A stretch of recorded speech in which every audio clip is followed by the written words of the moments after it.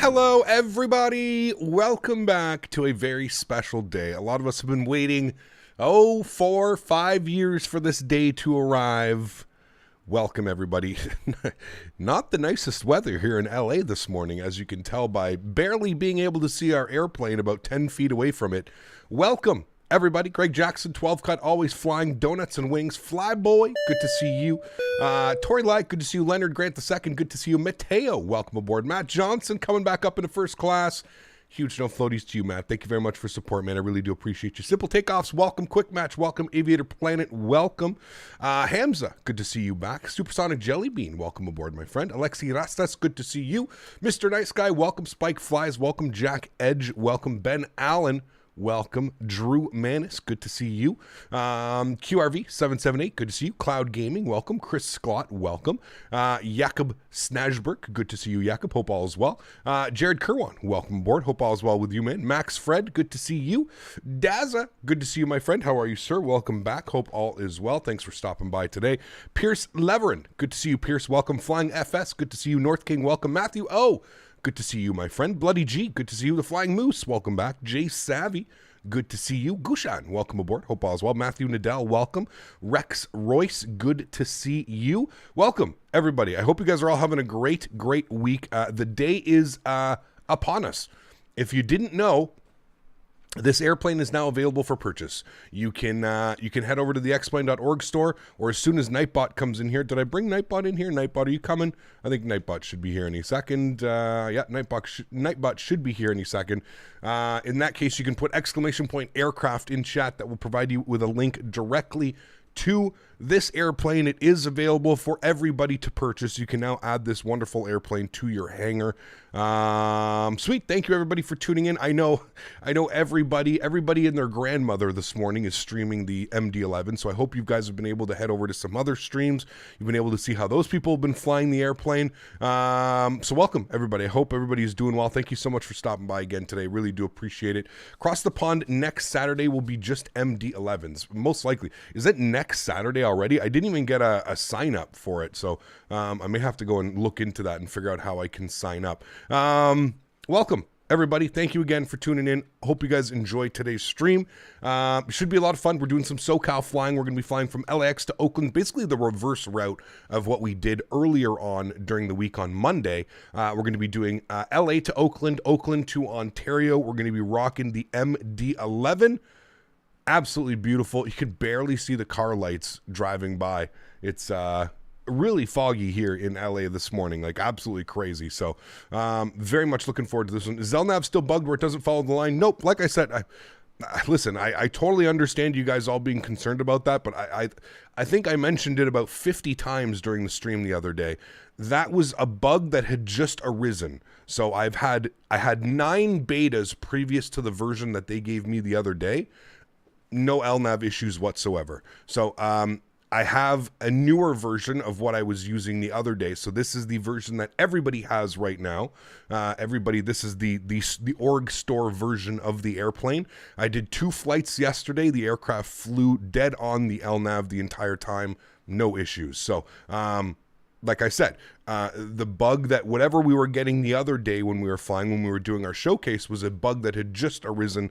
I didn't have it in the previous 9 betas that I was part of the aircraft. So yes, there are no more, as far as I can tell. I haven't been able to replicate any LNAV bugs that we were having the other day. So fingers crossed that we don't have any issues with it today. But yes, I flew these routes yesterday, last night with Mr. Smitty. He was in his 767. I was in my MD-11, and I didn't have any issues. It flew it perfectly. So sweet. So friends, without further ado, we're gonna have some fun today doing some SoCal hopping. We're gonna be flying from LAX into Oakland, and then Oakland into Ontario. Some wonderful FedEx routes. So without further ado, let's go ahead and jump inside the cockpit. We'll get this bad boy programmed, ready to rock and roll. Can I get a vote in chat? How many of you guys have purchased this airplane? How many of you guys have bought the airplane yet? I'm just curious in chat how many people have owned it. So Navigraph Cycle 2203 is out. Yep, I updated this morning. And for those of you wondering, how do you update the AIRAC of the MD-11? The same as the MD-80. So if you don't have the, if you have Navigraph FMS Manager, if you download the if you download the MD-80 pack. So the MD-80 AirAC cycle, you can put it in with this airplane. That's how you update the AirAC for this plane. So yes, I have done that. No issues with the same conditions in active sky. Yeah, it's what we're hoping for. Like I said, did 2 flights yesterday, didn't have any issues. This has been updated twice. So there's been 2 updates since the stream that we did on Tuesday. So we've got 2 updates from them. So I believe that they figured out what's going on, or they reverted back. I'm not quite sure, but sweet. So friends, without further ado, let's jump inside the cockpit. Let's get this bad boy programmed, ready to rock and roll. Very, very cloudy here today in LA. We can barely see what's going on like over there. I hear other airplanes, but it's yeah, it's quite crazy right now. We're barely able to see anything. It's pretty wild. I don't know if I've ever departed out of conditions like this. It's going to be pretty cool. So without further ado, let's go ahead and open up our rotate menu. We're going to go to the aircraft menu here. We're going to go to the ground operations, and we're going to request our ground power unit. That's the only thing that we're going to do. The first thing that we're going to do. We're going to go to the overhead now. We're going to go ahead and get the external power on, battery switch on, and we're going to swip the emergency power over to arm. We're going to get some lights on in here. You can see what we're doing. Good. And let's start working directly on our nav page. So let's get our nav left side, right side, and center. Beautiful. Continue our flows down here. Yes, thank you for the archaic sounds. I appreciate that. We'll continue our flows down here. Everything looks good. Engine ignition, we're going to leave for the off position. Everything is in auto right now. So it's all fine and looking dandy there. Happy with all of that. Nav lights are on. We'll get our logo light on here as well. We'll get the we'll get the windshield defog on. Definitely going to need that this morning. And then that's it for now. That looks pretty good to me. Let's come down here. We'll start working on the FMS. Let's go over to our init-ref page, and we'll plug in some numbers. So I actually wanted to try the company route. So I did a company route today. I want to see how well this works, because if you didn't know, we're going to be taking this bad boy over to, we're going to be doing a long haul this weekend. On Saturday, we're going to be flying from Frankfurt to JFK in this airplane. So looking forward to that one. It should be a lot of fun. So let me try the company route.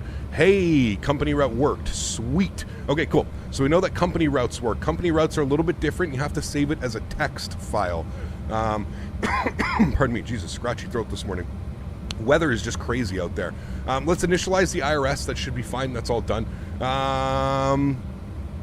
So okay, so that works. Company routes work. That's beautiful. It needs to be done as the text.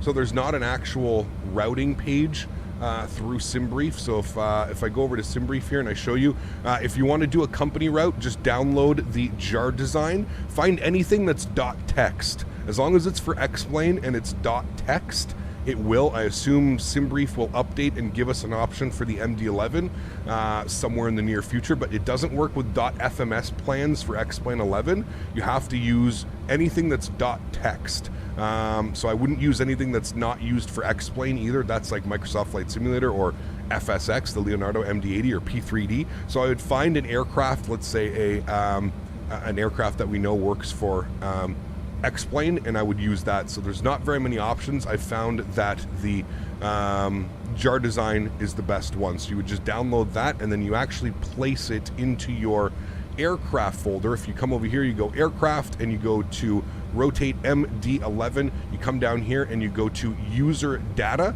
and then go into saved routes, and you can pop it in there. I actually have the Oakland to Ontario as well. Check that out. It's the flight I did last night at 12:30 a.m. You can see, actually it was after the flight, I did a quick little test. So user data, saved routes, and just make sure it's a .text. That's the only thing that you really need to do. And yeah, you should be able to do company routes. So that'll save us big time. It'll be extremely handy when we do our long hauls, so you don't have to go and manually input every single waypoint.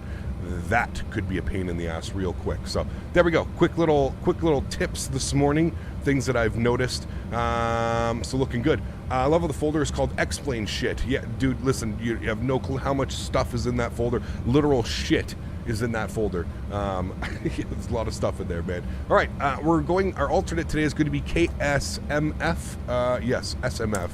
KSMF Santa Monica. Wait, no, that's not Santa Monica. That's,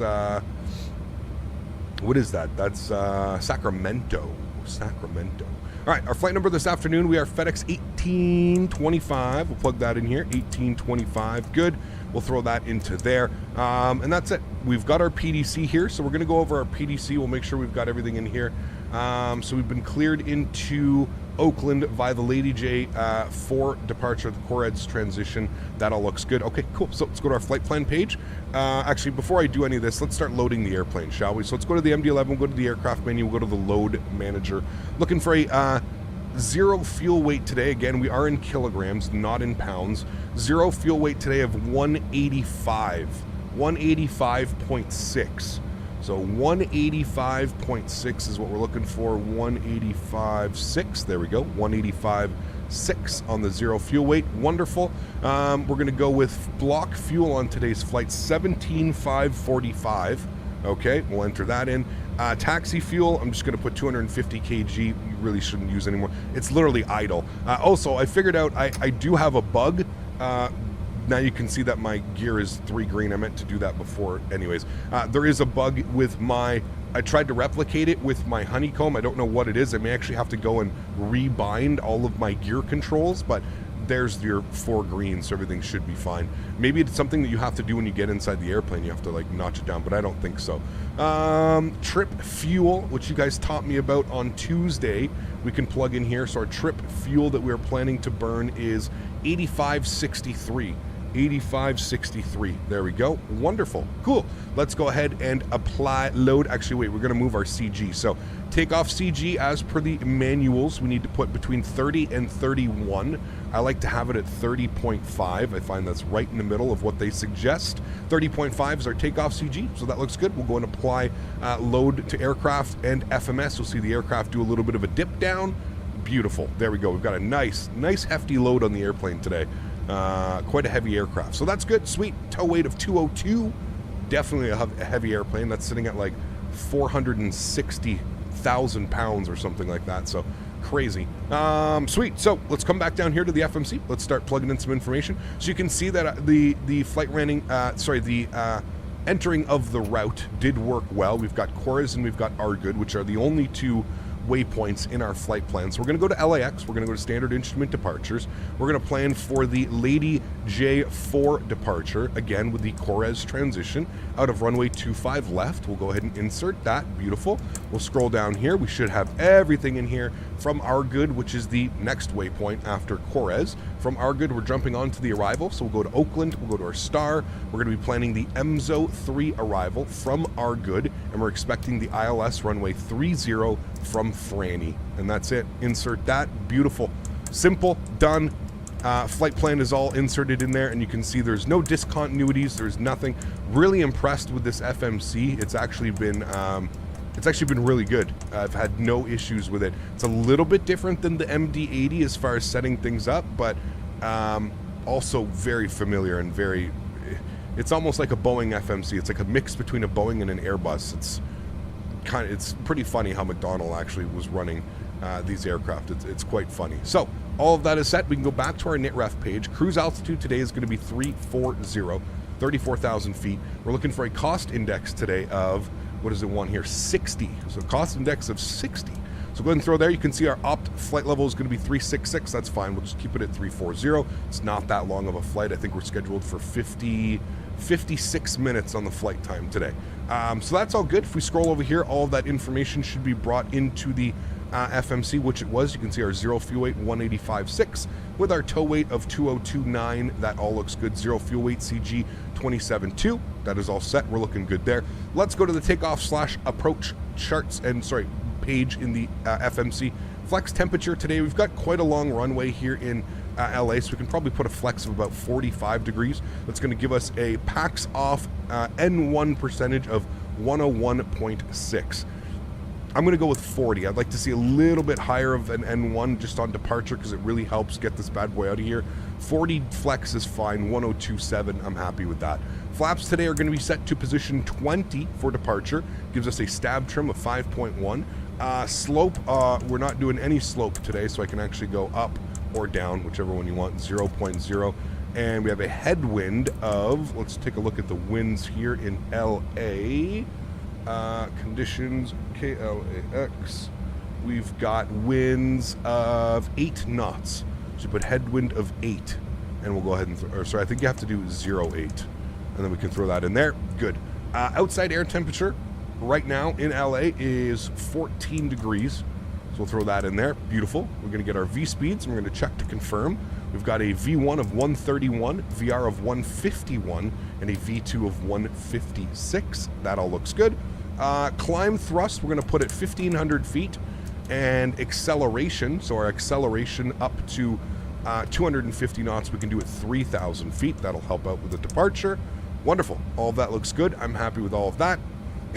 Altimeter is 3007. I'll set that in our backup, 3007, and I'll come over here and I'll turn you guys on, and we'll put 3007 in this guy as well. Beautiful. Okay. Cool. Let's finish some flows upstairs here. Let's get our emergency lights to the arm position. No smoking to auto. Seatbelt sign on, and we'll go ahead and start spooling up the APU. So we'll go APU power, and we'll go APU bleeds on.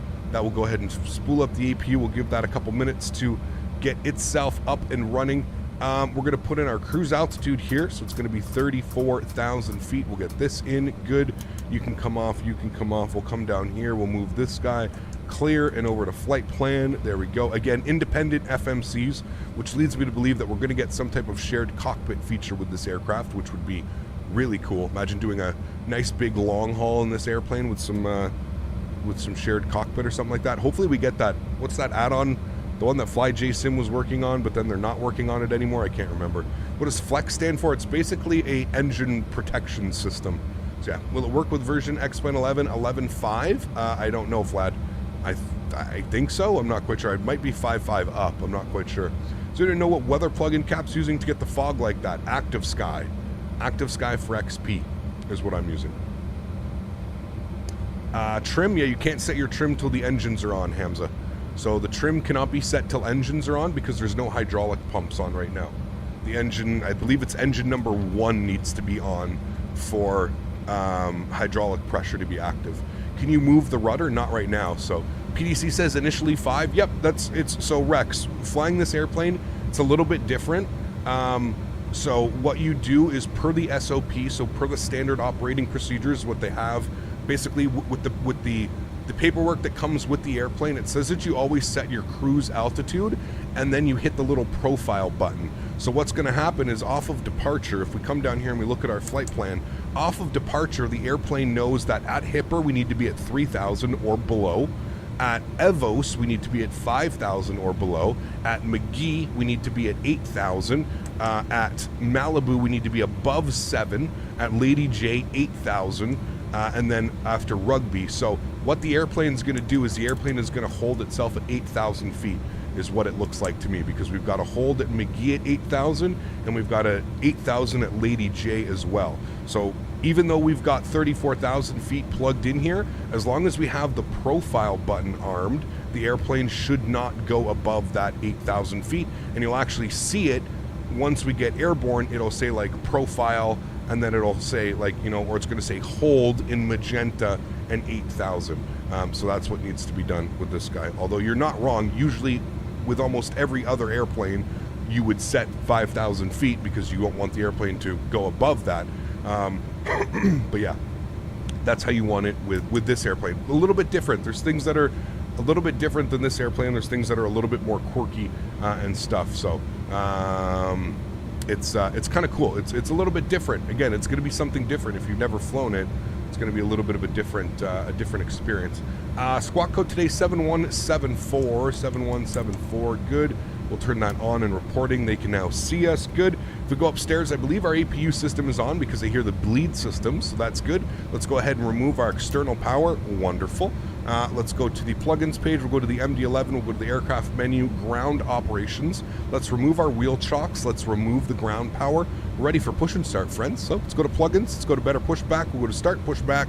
Ground to cockpit. Please show me where you want to Beautiful. go. I'm just going to go, well, I guess we can turn. We've got room to turn. We might as well turn and get us set up here on the line. I kind of parked away from everybody over here. I wasn't sure how many people would be joining us today. Tow is driving up. I think I see another airplane here, maybe turn not. off the no smoking sign at 10,000 feet, Captain. We're having a release party back here. Also, when we are landing in Oakland, can we drop those flaps to 50? Oh baby. Flaps. I haven't done a flaps 50 yet. I might have to do some practicing because I've heard it's a lot different of a landing at flaps 50. But I'm going to keep doing flaps 35. I will practice doing a flaps 50, but I've heard it's a very different procedure. So I'll try that for sure. Thank you, C2A. I appreciate you, my friend. Thank you. Cap, do you know X-Plane 12 will require a plug-in weather system or will be built in? I'm sure there will be an option for a weather system, but we're supposed to get a built-in system. The built-in system is supposed to be really good. So, okay. Thanks so much, C2A. Appreciate you, my friend. Closed, ready to connect. Just a little bit foggy. Just a little bit.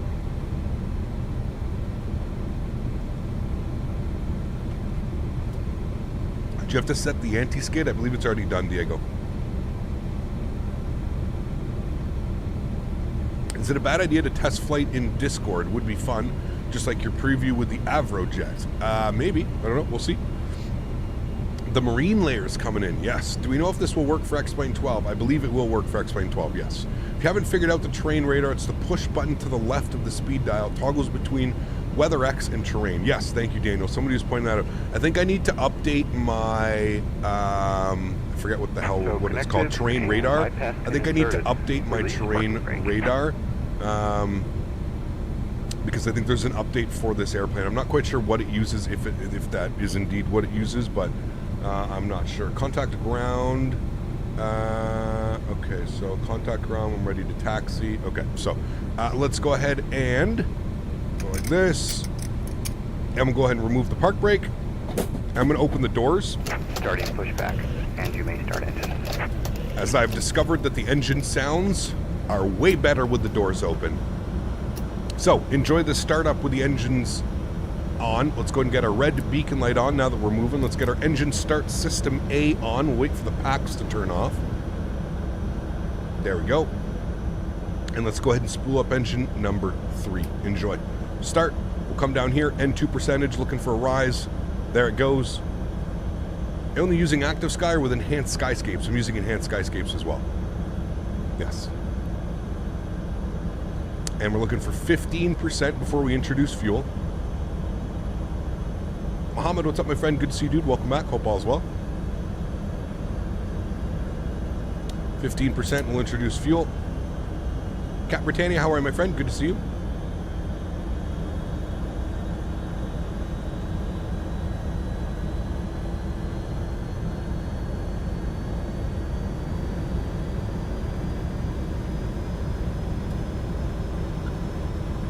How do you know what flex temp to set? Just something that I've picked up over the years of flying it, man.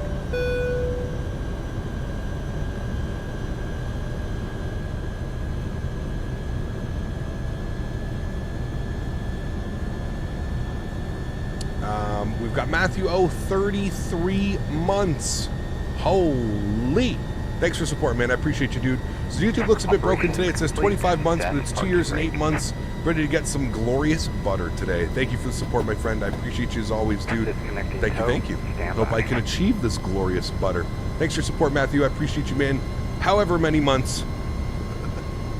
Thank you for the support, man. I appreciate you, dude. Thank you.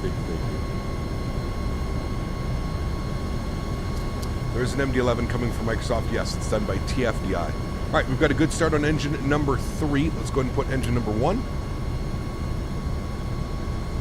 Is this plane everything you could hope for, Captain Canada? Hope all is well with you. I mean, it's pretty damn good, dude.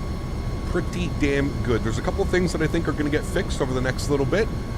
Listen, it's Rotate. I mean, they're a pretty well-known developer here in the X-Plane world. Their MD-80 is turned out to be one of the better airplanes available for X-Plane, so I have full faith in this developer that they're going to be able to, any issues that arise, any new bugs that are brought to them by the community, anything like that, I'm quite confident they'll be able to do that. Hand signal will be on the Wait, left. is there a window open? Are the Next sounds time, better? have a The safe windows flight. are open, yes.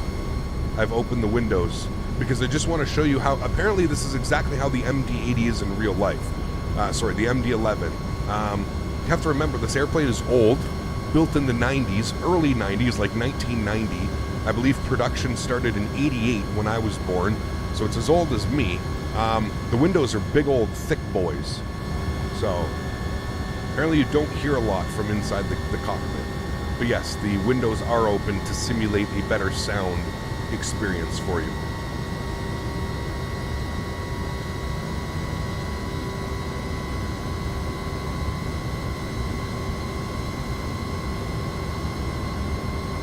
The engine sounds are quiet on purpose? Yes, exactly.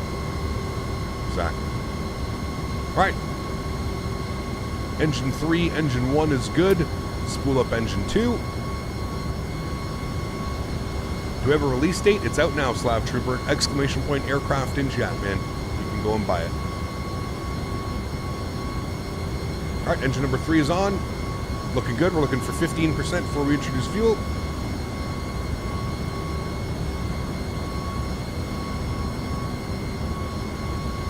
Intro fuel.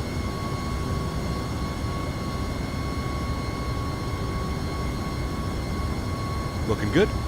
And 2% is rising, and 1 is rising. Wonderful.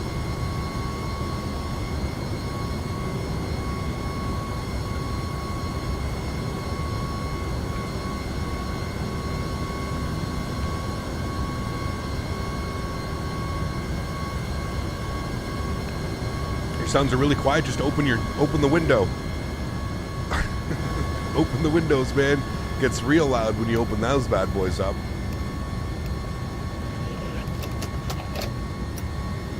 One window closed, and watch how quiet it gets as soon as I close this other left window. Do you know about a good video on scenery management? Phil, I'm not quite sure, to be honest with you. Scenery management within X-Plane has always kind of been easy.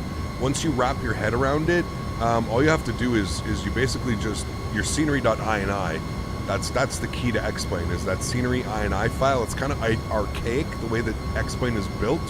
It's very weird, actually. Yeah. All right, we got 3 good engines. Wonderful. Let's close this guy. Watch how quiet it becomes.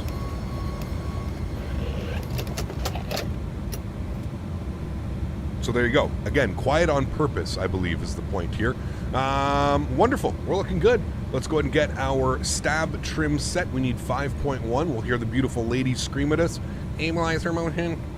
Ready? Here it comes. Stabilizer motion. Love it. Thank you. Let's go ahead and get our speed brakes armed. Auto brake to RTO. We need to go over here to our dial flap, and we need to dial up 20 degrees of flaps. Thank you much. Good. And we'll hold 2 positions. 1, 2. Good. That should be slats and flaps. We'll come outside here. I'll give you guys a view of that. There we go. Nice. It's actually, the flaps are actually quite quick on this system. They're not. She needs a name. Her name is Betty. 100% her name is Betty. But B-E-T-T-I-E, Betty, that way. Maybe not B, maybe B-E-T-T-Y. I don't know. Betty. Betty is her name, okay? Let's go ahead and tune to frequency here. We've got tower online, 12095. We'll tune to them, 2095. Flip over there, and then we've got, I actually have to turn it on. If you guys are having issues with VATSIM and flying on this, you have to make sure that VHF1 is unticked and then turned up. It doesn't really control your volume. You can still control your volume through the client or through your Windows sound bar, if you will. But in order to get, you have to make sure that this is up and illuminated. Otherwise, you will not hear ATC. I actually like to click on the little mic button as well. It makes it a little bit more realistic. All right, sweet. Looks good. Happy with that. Let's go ahead and remove our park brake. Also love the sound of that. Let's go upstairs. We'll look good. Everything is fine. We're all set there. We'll get our nose light to taxi. And let's call up tower and let them know that we are good to go. We're going to remove the APU power and APU bleed. And where the hell am I on the airport? I am... Where are we here? We are... Sure. Alpha 2, short of Alpha, we'll call that, eh? Yeah, that sounds about right. All right, let's go ahead and turn our volumes up so they can hear everybody. Should be good about there. Cool. And I'm going to get the current ATIS, make sure I've got that rocking. Current ATIS is Echo. Tower, good morning. FedEx 1825 is Alpha 2, short of Alpha with Echo, ready to taxi 25 left. FedEx 1825, is that you calling? Affirm. Love this airplane. Don't forget to smash the thumbs up, you all. Wait, sir, can you repeat that for FedEx 1825 Heavy? That plane's beautiful. Thank you. I know your voice. Runway 25 left, or do you need 25 right? 25 left is fine, thanks. FedEx 1825 Heavy. FedEx 1825 heavy at Alpha, left turn, Foxtrot, hold short, 25 left. Alpha Foxtrot, hold short, 25 left. Thanks, FedEx 1825 Heavy. All right, sweet. Video and it sold me on the plane. Oh man, it's so beautiful. It's out now. If you don't, I'm sure you're well aware. It's out now, so everybody can enjoy it. Or my second one, and actually somebody in chat was just talking about you about an event that you did. I believe it was last year for something on Reddit. And I was just like, I've watched his videos and he sold me on the Rotate MD-11. Never had the chance of actually talking to him. Surprise. There you go, right? Good to hear you, man. Thanks for ATC. All right, cool. Leaving the ramp area, we're looking good. We're making a right turn here on Alpha, and he wants us to hold short of Foxtrot. So we will do that. I'm going to turn my Active Sky. Are you going to behave today? Active Sky is X camera, control panel, enable track IR. There we go. Save all cameras. All right, cool. Sweet. I'm going to need you to hold until I get the MD-11. We got to go short of Foxtrot, so we're pretty much here right now. This is going to be Foxtrot right here. Roger, we'll hold. Wait for this MD-11. Sounds like Dan Barry? Not quite. Not quite. 748s happen to be that special. All right. So let's go ahead and auto flight and profile. That is all set. Roger, you guys ran forward. Tower FedEx 1825 is ready to go Foxtrot. Winds 60 at 8 knots. RNAV Hyper runway 25 left for takeoff. RNAV Hyper 25 left clear for takeoff. FedEx 1825 Heavy. All right, cool. Let's do it. Short little taxi today. We like those. Doesn't AlexSiu use 25 right for takeoff? You can also use the left side. Completely okay. Completely okay. I missed some donations You have there. to love this old girl.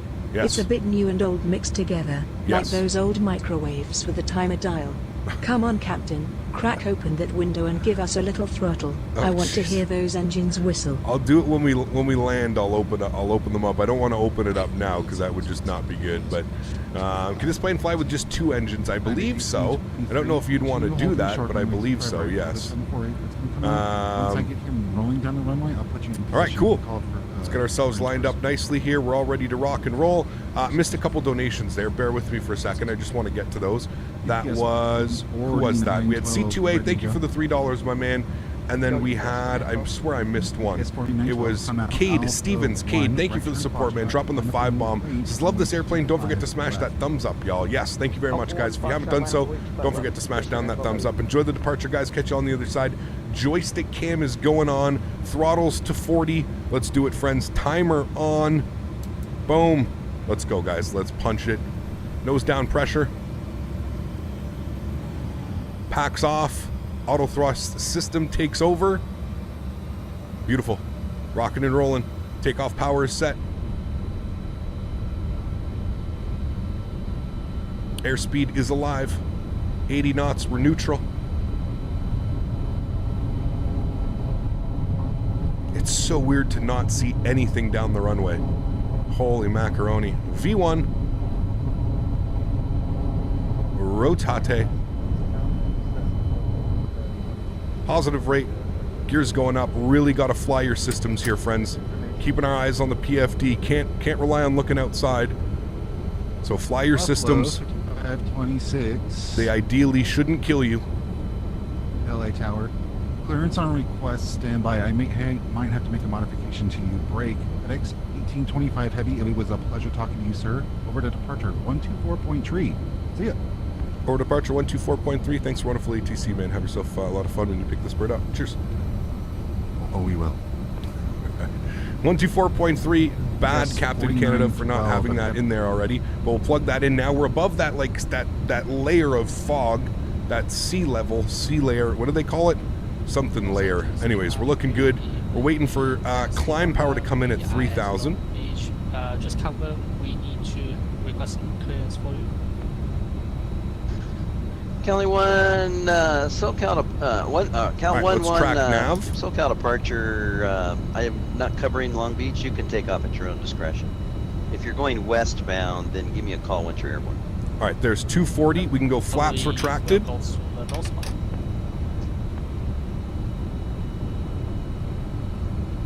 Angeles departure, good morning. FedEx 1825, Heavy 3000. FedEx 1825 Heavy, SoCal departure, radar contact, climb and maintain 8,000. 8,000, FedEx 1825 Heavy, thanks. All right, cool. Doing well. Let's go and get the nose lights off. Don't need those on anymore. Slat retraction is good and green, so we'll go slats retracted. He wants us to maintain 8,000 feet. And as you can see here, like I was saying, you can see climb thrust 8,000. So 8,000 automatically gets put in. It will hold those restrictions, but that's why in the SOP it tells you to set cruise, and then you just arm your profile. All right, cool, looking good. Coming up to 6,000 feet now, sorry, 5,500 feet. I'm gonna get a little bit of nose down trim in it. Just don't want it flying away on me. There we go, looking good. We'll build up that speed slightly to 250. And what I'm going to do now is 6,000 feet. I'm going to engage auto flight. That's going to be our autopilot. I'll bring you guys back up into the flight deck. I would say that's a nice departure. 26, SoCal departure. Where looking are you real good. Crazy fog layer down there, man.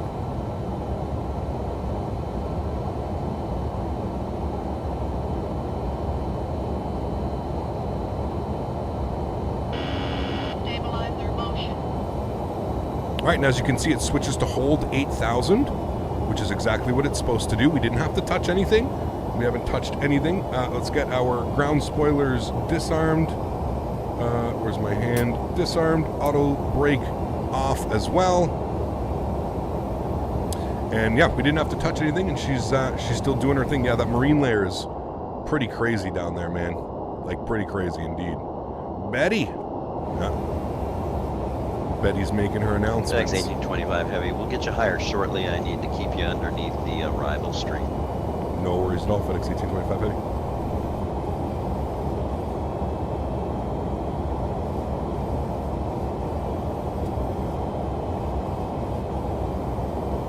Departure, EPS 4912, 25, 45,000.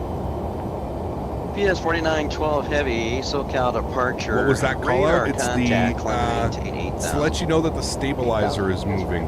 So you have what's called the stabilizer motion. Stabilizer motion. You'll hear the aircraft yell that at you quite frequently flying this airplane. PS 4912 Heavy, be advised. Traffic at your 1 o'clock, 9 miles. MD-11 Heavy, currently at 8,000 northbound. Caution wake turbulence you're following behind. So we have to maintain Safe 8,000 to Lady J. That's essentially what it wants us to do.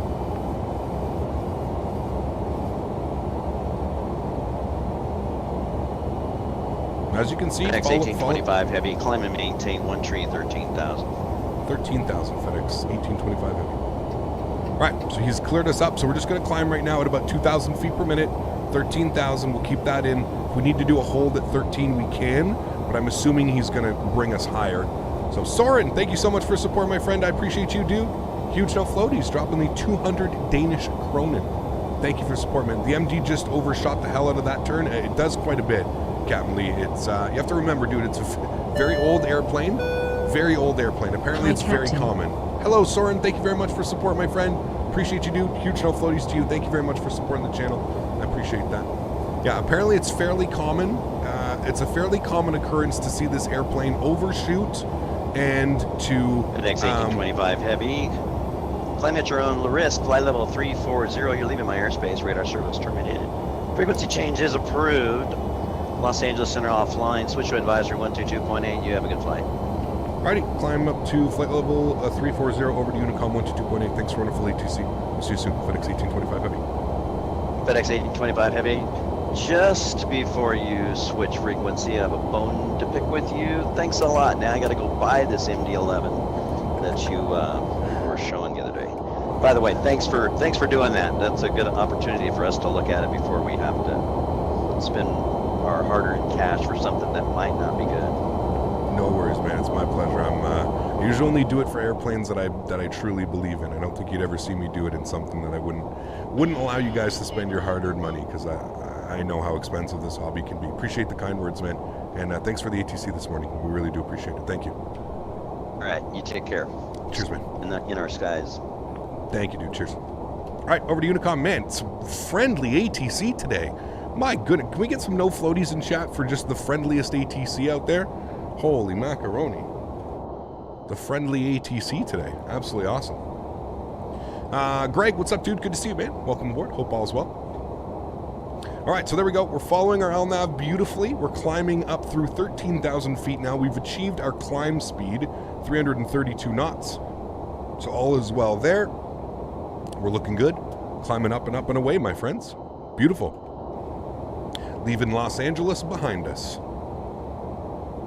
Very good. Does the weather radar work? I'm not sure. I don't believe that the weather radar works now, but I have to update... I have to update my terrain radar, so it may work when I update terrain radar. I forgot to update my terrain radar, so right now it's currently not on now. Why Oakland and not SFO? Because FedEx doesn't fly into SFO. FedEx flies into Oakland. Oakland is a massive hub for FedEx, and we're trying to do some real-world ops, if you will.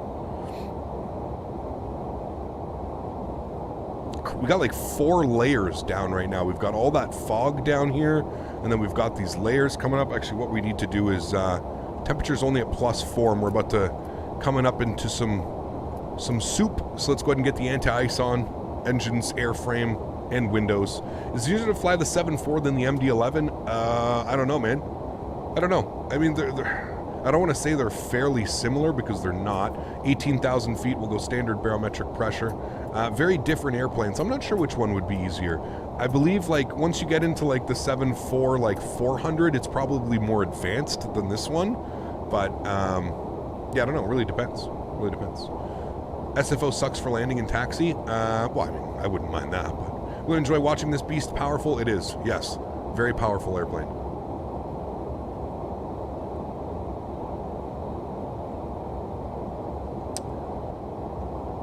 High five, realisticness. Yes, sir. Good to see you, my friend. Flyboy, good, man. This is a gorgeous cockpit. It really is, man. I think it's really cool to have the 6 screens like that across.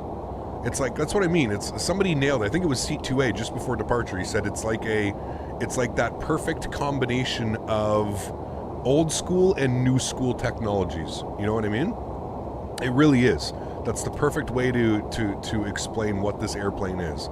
It is literally that perfect balance of like old school and new school type of airplane. So, yeah. Flying tri-jets is weird. I mean, it definitely is. Like I said, flying this airplane is a lot more complex and abnormal than flying an A320 or a 737, right? So, yeah. Aspiring Aviator, what's up, man? Good to see you, dude. Welcome aboard. Hope all is well. Thanks for stopping by. Remember, guys, if you haven't done so, don't forget to smash down that thumbs up button. You think we can reach 350 likes on today's video? I really hope we can. If you are enjoying the content, all I ask is you smash down that thumbs up button. It does a lot for the channel. It shares my content with the wonderful community here on YouTube. So if you are enjoying, you can smash down that thumbs up button. If you're not enjoying, feel free to smash down that dislike button, and I'll see you around, my friends. Thank you, everybody who already has smashed down that thumbs up button. Really do appreciate you. You guys are absolutely awesome. Glad to be back in the streams. Ben, glad to have you here, man. Thanks for being here.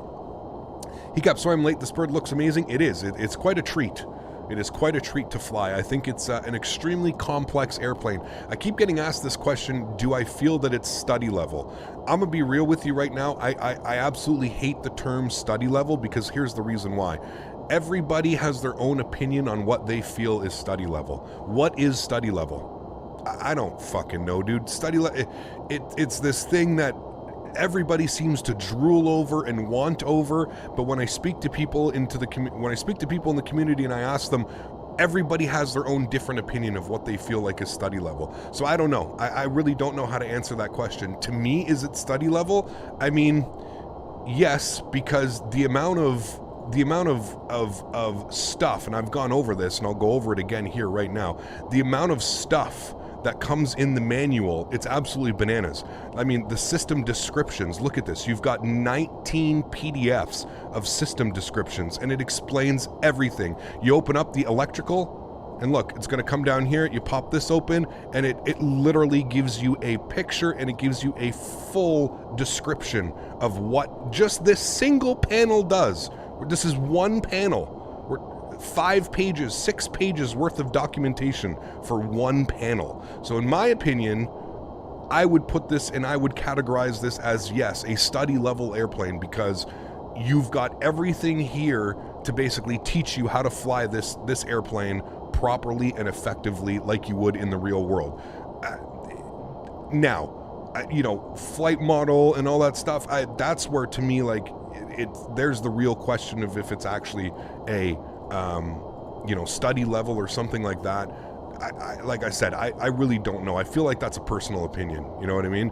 I really truly feel like it's a personal opinion. I don't think that I don't think you can go wrong either way. If you feel that the airplane is a study level, or if it's worth it to you, then it absolutely is. That's kind of the point that I'm getting at. Is I don't really think you have I think that it's really up to you whether you think that it's really up to you whether you think it's going to be worth it for you or not. At the end of the day, study level or not, that's your choice. You're going to have to make that decision. I really don't like. I don't like the. I don't like when people say, like, oh, it's a study level aircraft. I'm not a fan of using that terminology, but yeah. Rotate doesn't play? No, and I mean, there's a reason why this airplane took so long to come out, right? And how many years it took to come out, that's for sure. So, hey, Gap LX Tower said to tell you thank you very much. Hey, no worries. Thank you guys. It was awesome, man. I love having the ATC. I love flying around with you guys. It's awesome, man. The exterior modeling looks fantastic. It is quite amazing. Yes, it's quite beautiful. The entire airplane in general is quite a stunning airplane. There's no ifs, ands, or buts about it. Just even the MD-11 in itself is such a beautiful airplane, man. Such a beautiful airplane. Why don't I use X-Enviro? Because of performance. X-Enviro performance is absolutely terrible. Do the breakers work? I believe so, yes. Have you tried the Captain Sim 777? I have not, no. Just hit a waypoint, that's why we're turning. Okay, just was making sure we hit a waypoint. We just passed through another waypoint. Looking good. We're on our way direct to Corez now. Corez is 33 miles off our nose. Looking good. Got that nice quartering wind right now coming in on us. 28 knots though, not too bad. To be honest with you, not too bad at all. Is the MD-11 still flying? Absolutely. I mean, freighter variants are. Yes, absolutely. Yeah. Have you had any more LNAV oscillating issues? A little bit, Jordan, but it's been pretty good so far, man. A little bit. I've noticed it.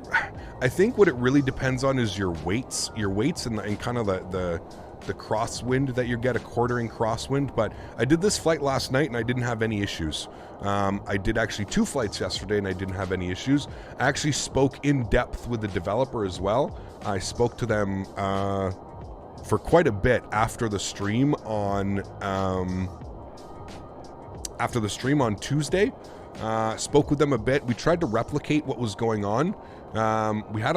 Even after the stream, we had some trouble replicating what was going on, but yeah, it seems to be fine. I mean, there is a little bit of a wiggle on the LNAV, but again, I think that's more this airplane. You have to understand that it's not like when this airplane was built in the early 90s, late 80s, early 90s, the navigation systems were not necessarily the same as they are today on a 737 or an A320. So to think that this airplane is going to fly in a perfectly straight line from waypoint to waypoint, it kind of does do like a little bit of, you know, as it constantly searches for it. But yeah, it seems to be fixed. I'm not quite sure. We'll see. But looks like a conflict with the Gizmo plugin. That's a couple people that have said that. Gizmo has nothing to do with this aircraft flying. I have Gizmo for the 737, but I don't understand why Gizmo would be an issue. I can remove Gizmo and see if that's an issue, but I'm failing to see how Gizmo even has anything to do with this, as this aircraft does not use Gizmo. It doesn't use any of that unless Gizmo is having some type of issue on it. But yeah, I don't understand. I'm not quite sure how to see it. But how do you get the ortho that I'm using? This is Vertical Sim V-States. So you go to the Vertical Sim website and you just get Vertical Sim V-States. Does FedEx fly Airbus? FedEx flies the A300. Yes, they do. I mean, it might be a Gizmo issue. I can remove the Gizmo plugin and I can see if that's what's causing it. Your product demos and reviews are greatly appreciated. Here's a little something. Pick up an extra vape cartridge. Chris, thanks so much for support, man. I appreciate you, dude. Huge no floaties to you, my friend. Thank you very, very much for supporting the channel. I appreciate you, man. Thank you, thank you, thank you. KLM used the Harold. Jesus Christ, you guys, man. He asked if the MD-11 was still flying. There are no passenger MD-11s still flying. Yes, I am very well aware that there are many passenger aircrafts flying. He asked current. Are there any current flying? Currently, this is only used as a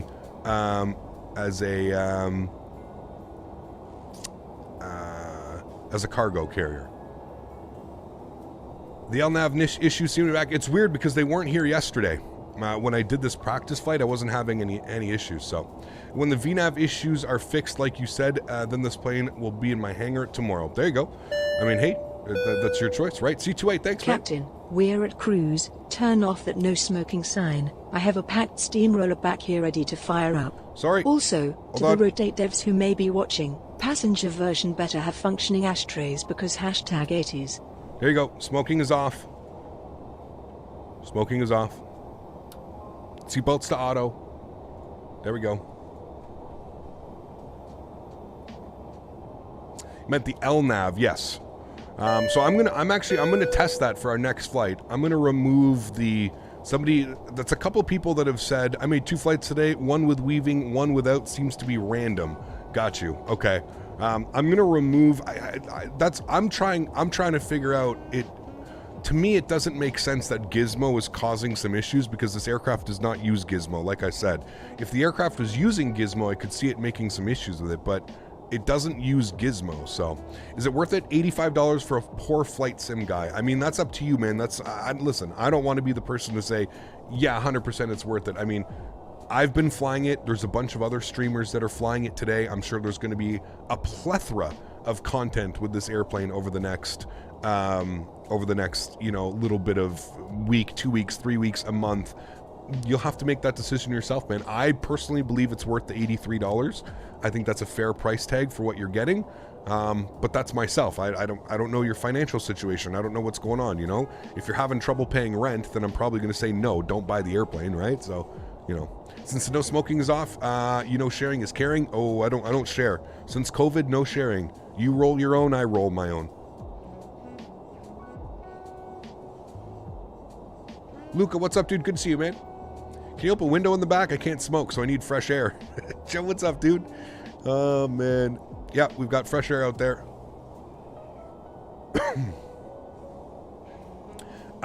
Louis, no, that is probably the worst airplane that has ever been made for any simulator. We do a long flight with the MD in the future. Saturday, Pilot SB. We're doing Frankfurt to JFK on Saturday. We're prepping. I'll roll my own, don't worry, but you could still share. Oh, yeah, no problem, no problem. Yeah, grab a handful, no problem. Was Rotate able to copy for a giveaway? No worries if not. Haven't spoke to them about that yet. I'm still in the process of doing that. Hopefully Saturday for our long haul, I'll have more information on that.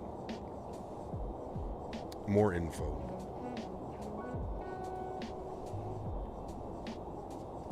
Yavuz, what's up, my friend? Good to see you, dude. How are you?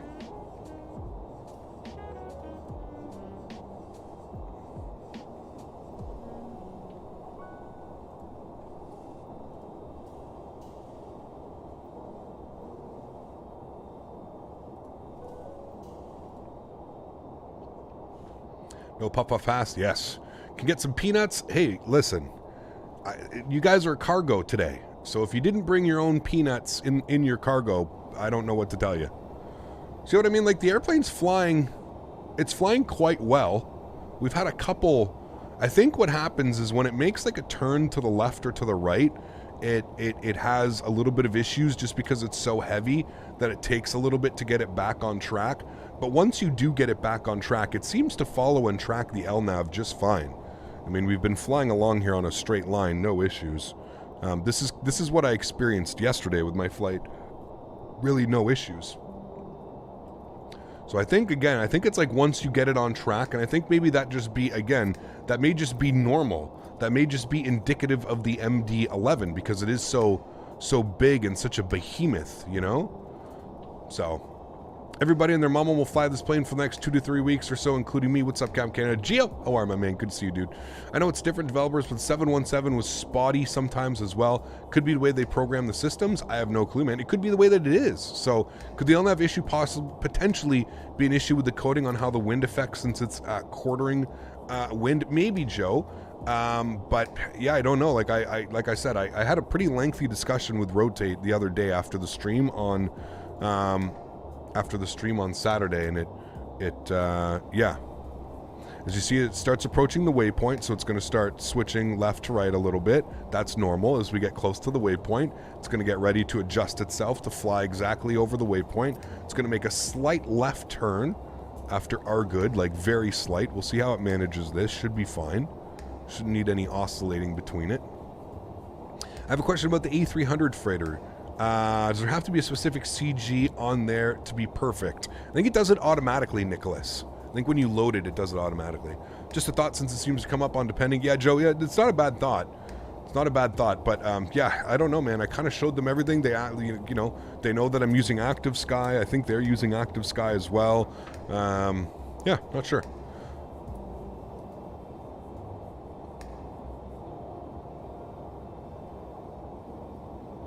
This is really cool, but I'm extremely thirsty for that Phoenix 320 and the PMDG 7.3. Oh, absolutely, Mr. Treeman.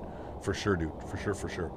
Hey, Captain, loving the MD-11 so far. My PFD and EFISs are very green and dirty compared to yours.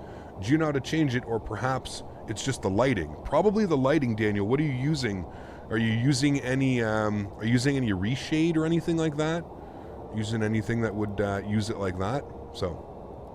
is the MD-11 worth the purchase? In my opinion, it is. If you're a flight sim enthusiast like myself and you enjoy learning new airplanes or flying different airplanes, I definitely think it's worth it. I think it's worth it just to have in your hangar simply for the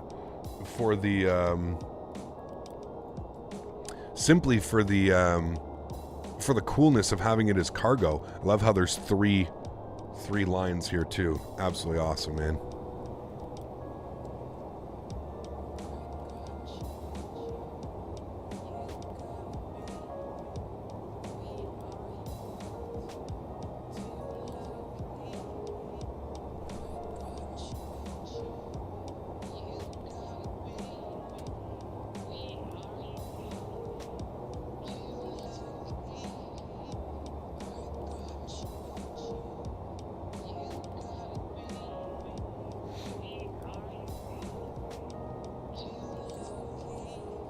Got our top of descent coming up here at about 10 miles.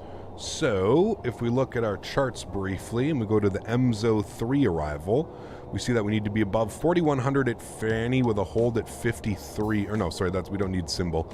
That's for the other runways. We're going to Franny, so above 4,100. So we'll plug in 4,100. Scroll this down, 4,100. Again, if you've set up the airplane correctly, you will get a descent profile. So we've got 4,100 in there. Beautiful. Doing our thing. They fixed the autopilot. Seems to be working great. Yep. I mean, you can see, you watch for yourself, right? You can see it. You vote Kai Tak. Oof. Kai Tak.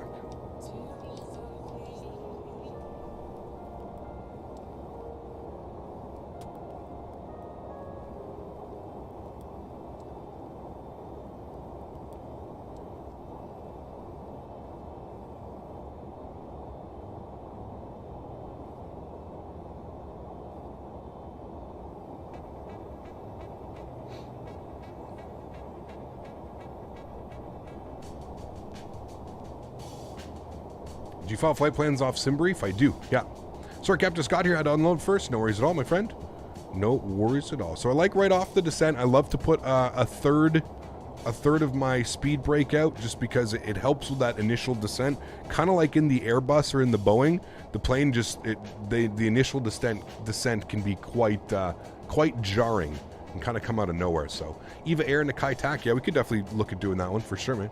Yeah, it's still oscillating. I mean, sometimes, like I said, it looks like the issue happens when you make turns. Again, that could just be the airplane. You have to remember that this is an old airplane. It is an old airplane. It's a big airplane.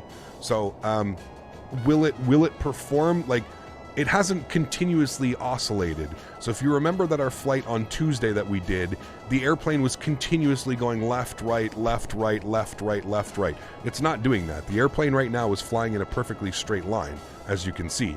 There's no issues there. The airplane's flying in a perfect straight line. So it's not doing what it was doing on Tuesday. I think maybe what's going on with some people is I think everybody may be a little bit, you have to remember that this is a different airplane, right? This is a different era. This isn't a 737 or an A320 that has, proper good systems. It's, look at that though. Look at that view right there. My goodness.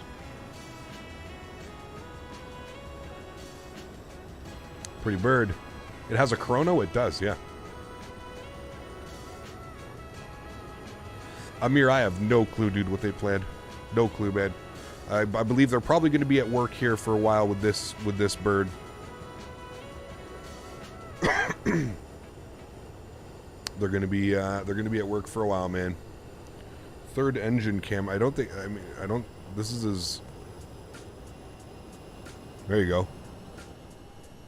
You're literally in the engine. You are in the engine.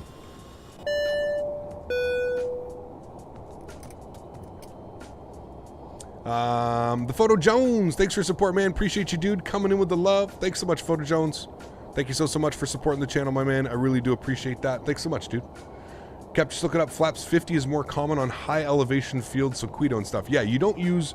As far as my understanding, flap 35 is the standard conventional landing. Flap 50 obviously is used for higher elevation, shorter runways, as it gives you quite a bit of a shorter and lower landing speed, right? So, yeah. Clear you out. That's all good and set. If we go to our takeoff approach phase, you can see that we're planning 159 on the V approach speed. Looking good. Are there route suggestions in the aircraft? Not really, Luca. I mean, if you're ever wondering where, I mean, you can always go to Flight Radar 24. So yeah, you can go to Flight Radar 24. You can go to flightaware.com, anything like that. Yeah. Keep forgetting your stream starts 1 hour earlier. Got so confused. Well, that should change, Kane. When do you guys do? When do you guys do the your daylight savings times, or are you guys not doing daylight savings anymore over there?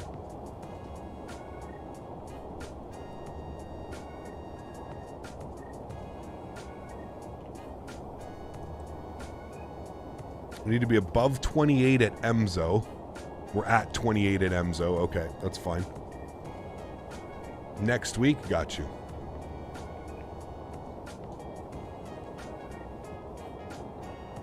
Hey, Cap, would love to join you for CTP. I'm not even sure if I'm going to do it. I did the last CTP. I'm going to look into it and see if it's something that we can do this time around. But yeah. All right, let's get that out now.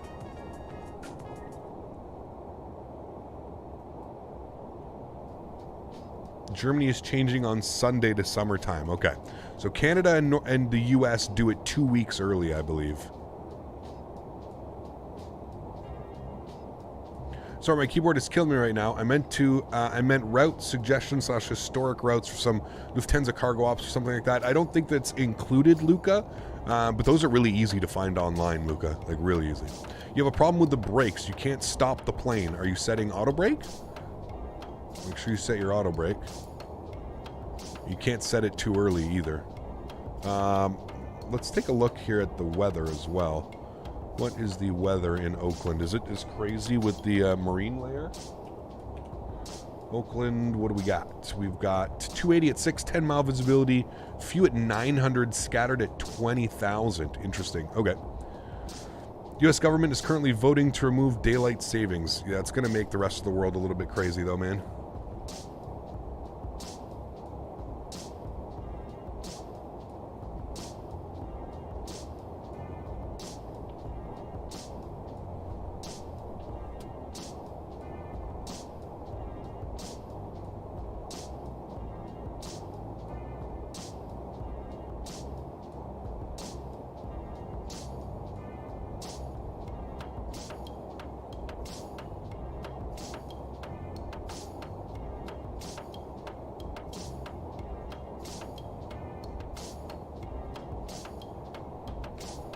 Daylight savings year, yeah, I guess just to remove it.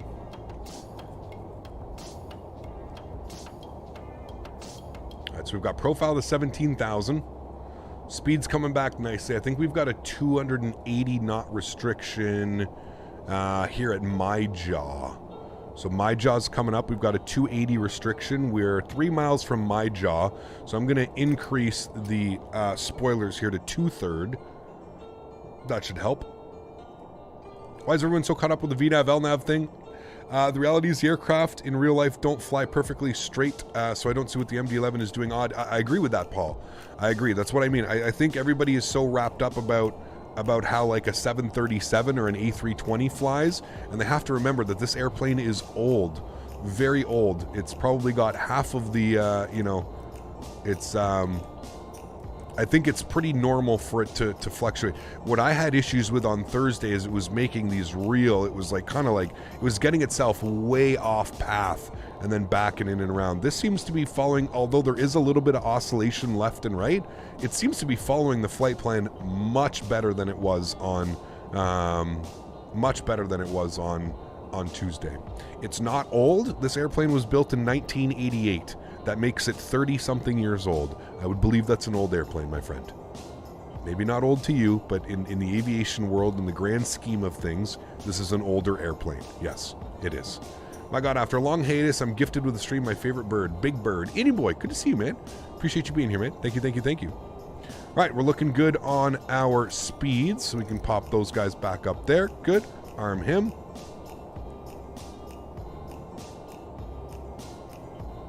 I saw streaming from Japan this morning and the plane flied perfectly. There you go. Cool. Your jaw's coming up, right? A300 is old, but it doesn't oscillate. You're correct, yeah.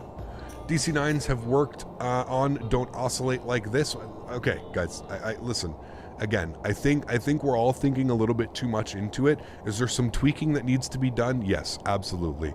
But for the most part, it's not that big of a deal, okay? Like I feel like we're making like just this massive deal out of it. It's okay. I'm pretty sure we're all going to survive with the airplane doing a little bit of left and rights.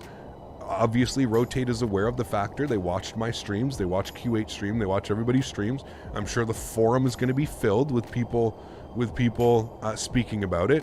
I honestly don't think it's that big of a problem. It's not the end of the world. The aircraft still is getting me from point A to point B, so it's okay. It's all right. I get it, but I think we're making way too much out of this right now. It's okay. The airplane still flies. We're good to go. 3013 on the altimeter. 3013, good. We'll set that up. We'll set our backup here as well. 3013, good. Set it.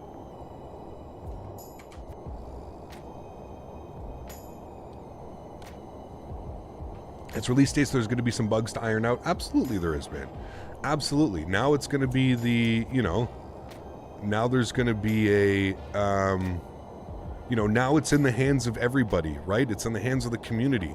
So the aircraft is going to get flown an immense amount more than any of beta tests and anything that they can represent. So yeah, I do not use reshade, no. Watching this and only having Microsoft Flight Simulator is painful. Can't wait for some airliners. I agree, Jay Savvy. 100%, man. I agree, dude. There's always heading mode if the oscillation bothers you that badly. Yep, you can do what we did. Yep. Those analog gyros, though, holy moly. Oh, man. Old school. You got to set them, too. You got to pull them to set them. It's crazy, man. Yeah.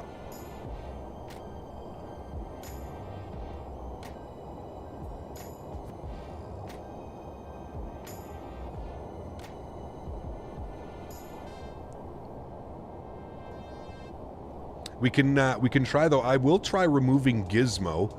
So somebody was saying there's a couple people actually that have mentioned that Gizmo has been causing the issues with the with what's going on. So I'm going to there's 17,000. We got to hold that.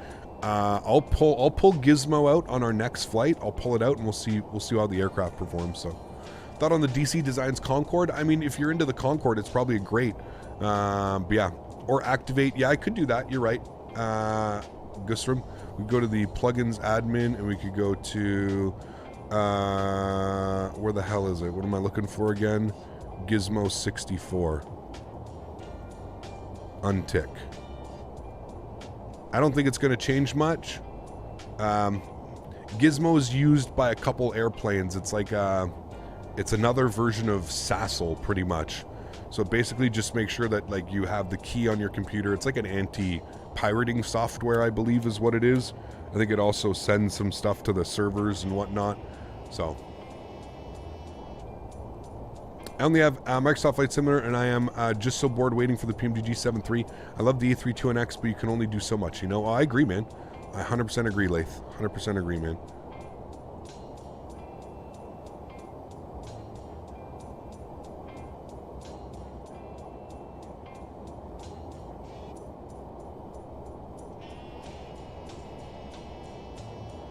I get profile via X-Organizer with or without Gizmo. Messes with the 340 but need it for the TBM and others. Yeah. Yeah. So Gizmo is basically a DRM? I believe so. Yeah, that's probably the best way to describe it. Yeah. These navs and beacons have strange names. Yes, they do. Your strobe lights are called high intensity. Yeah. Took me a while to figure that one out too. I was like, where are my strobe lights? Yeah. Hey, Captain, what do you use for ortho? Vertical Sim V-States. That is V-States down there.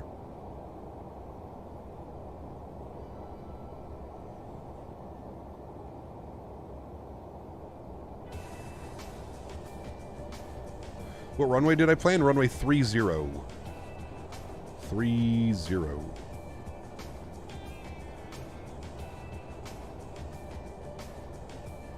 So I think the next waypoint is hold at 240, which is going to be at Mirib. So 240 knots. We can actually get our slats extended now as well. Crazy that we're extending slats at 14,000 feet, I know, but Gizmo also allows for custom device controls. Ah, got you. I find whenever I have these waypoints as well, like the 10,000 at 250, I feel like this really messes with the airplane a little bit as well. Yeah, who knows? Cap, you only fly... Cap, do I also fly Microsoft Flight Simulator? Yeah. All I have to do is go to my channel, man. I was flying Microsoft Flight Sim last week. If you press the high intensity button, the airplane flies faster. Nice. Heard this airplane is quite a hassle to fly, especially at low speeds. Yeah, she's a pig. She's definitely a pig. How come we put the slats out? So if you look here on your... if you look here, you can see that you've got... Once you get to certain ranges... so slats usually get sent out at 280 knots. Now, we could retract them. We could retract them. You can see that if I retract them, it just... Basically what I'm doing is I'm just giving myself a little bit of a better buffer between stall speeds. So if I retract my slats, which I've done now, you'll see that our 280 knots, and you'll see a slat E, an SE, which stands for slats extend at 280. Actually, I'll probably go away because we've already done it. But yeah.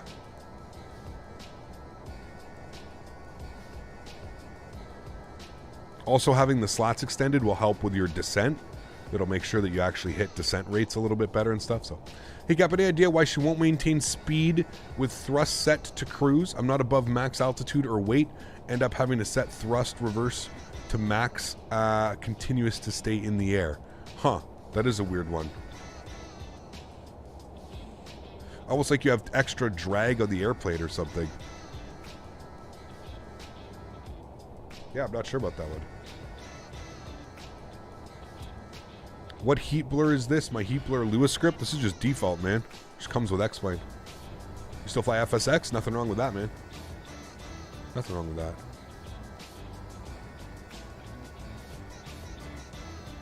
Chewy's having huge issues with LNAV. Well, that's not good. I'm going to pop the speed here. I don't want to go under 220. I'm going to keep that speed in there. We don't have any more restrictions, so we're just going to keep 220. We can actually, you know what we'll do? Let's keep 240, just because I know we've got airplanes behind us. So let's keep 240 in there. 240. We'll keep 240 on speed there, and that'll be fine. We've got 10,000 feet now, so we can get our landing lights on. Good.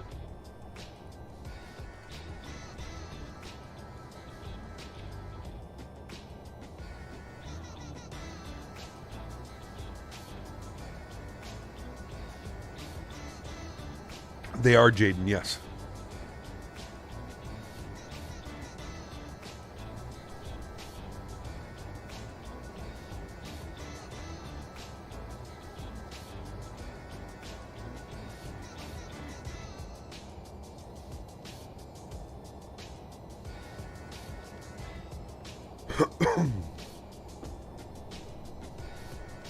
Right. Cap, does Taco Bell still exist north of the border? It is still around. Yeah, it's probably one of the worst fast food chains. I don't think I've been to Taco Bell in shit, I don't know, dude. 10 plus years at least. Is it going to hold 7,000? Okay, it's got profile at 7,000, so it looks like it's going to hold 7. So that's good. We like that. Should be making our left turn here soon. Hold 7, then we need to be above 62. And then 52, 45, and 41 at Franny. Now, this approach comes extremely fast because you do come in over these mountains. I'm not sure what these mountains are called, but we do come in up over these mountains on the approach. So it comes pretty quickly at you, the entire approach. So you just have to be prepared for it. I'm sure FT Sim will have a sound set. Oh, absolutely. He's already got a sound set for the FSX and P3D one, so he definitely will, man. We'd never be able to fly a plane to this degree a week into receiving it. Mad respect for you, Kyle. Thank you, Kevin. Appreciate you, man. Thank you, thank you. Most people also forget that. That's a very good point. Most people also forget that I'm not a real pilot and I have to learn just like everybody else, right? So, yeah. All right, let's come over here and we need to set, I messed this up a little bit. I should have done this after takeoff. We're going to set our dial of flap to 15 degrees today. That is good and set there. I'm happy with that. Wonderful. 15 degrees set. Flying the SSG 747 behind you was craving a big bird, but damn, this thing is sketchy. Yeah, I would never. I would never. That's me, though. That's me. But I would never.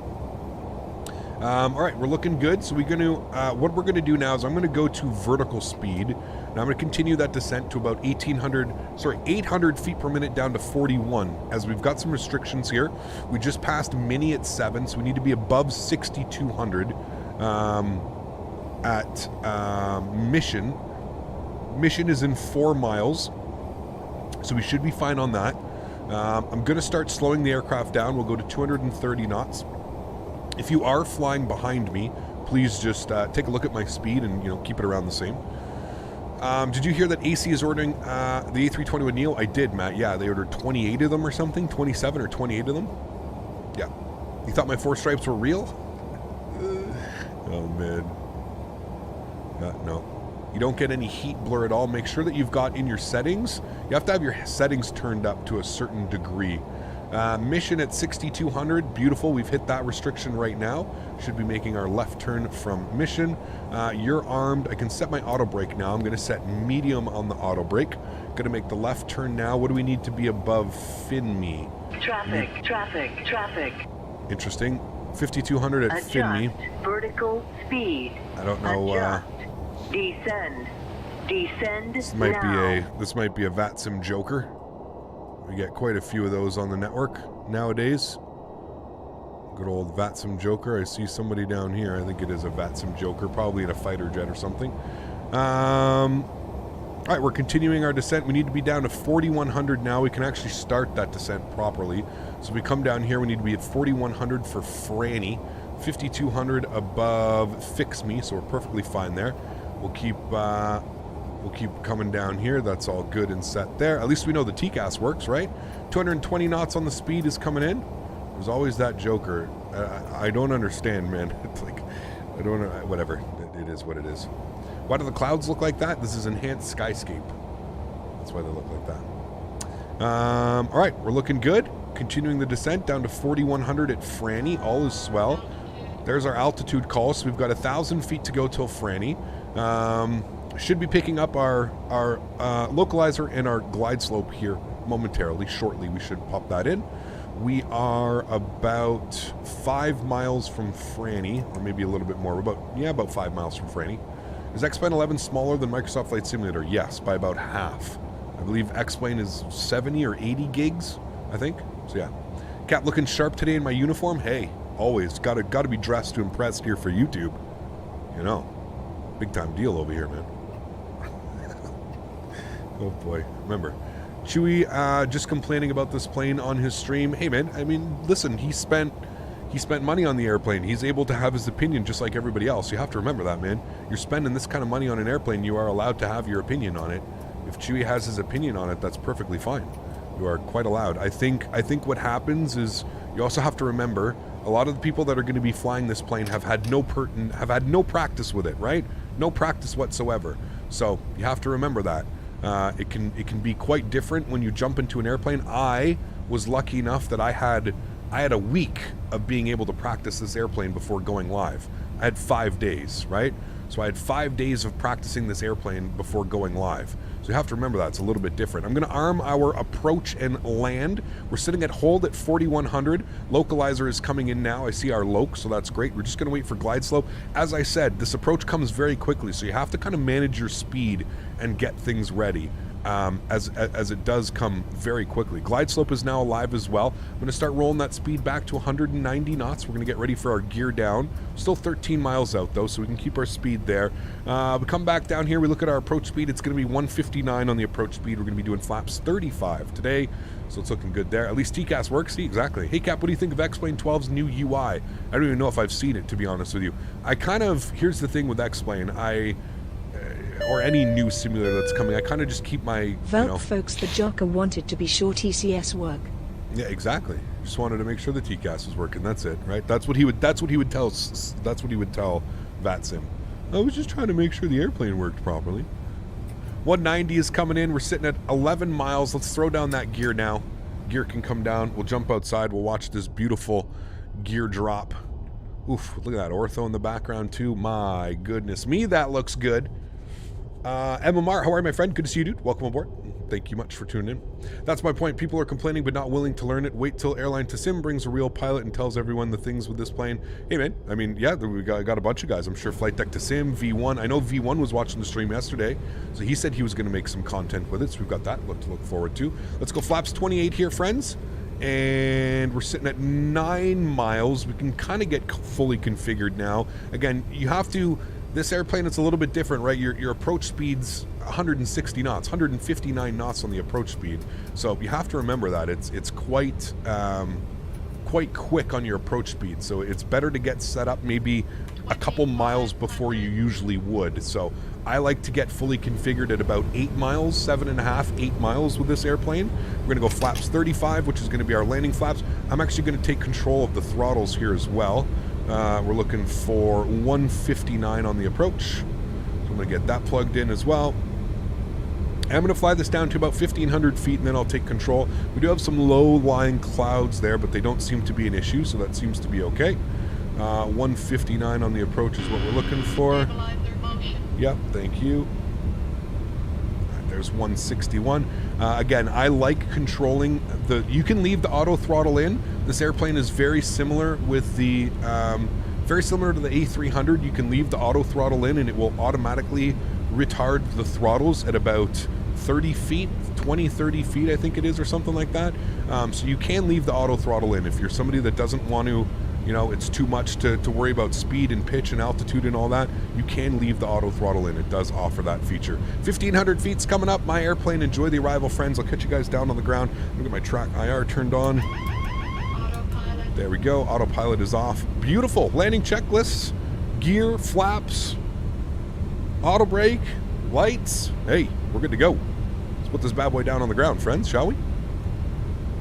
160 knots. We're looking great. We're dead on track. 2 white, 2 red. Looking real good here, my friends. Real good.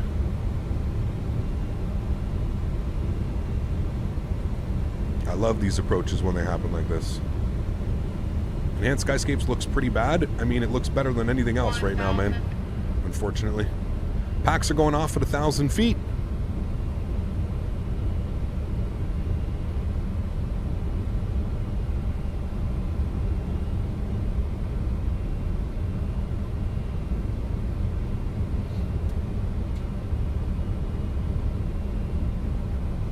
God, this is a beautiful approach, man. I love flying into Oakland. Coming into the water like this on runway 30, I suggest everybody do this approach, especially if you're going to get the MD. 500.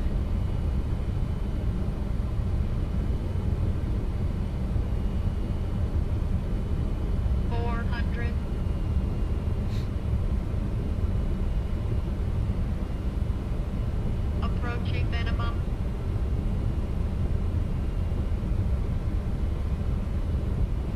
Continue. 200.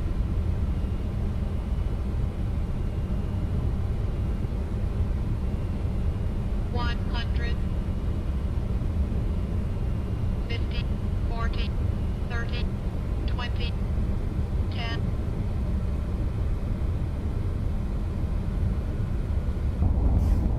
Reversers. Nose down gently. Well, that one was nice.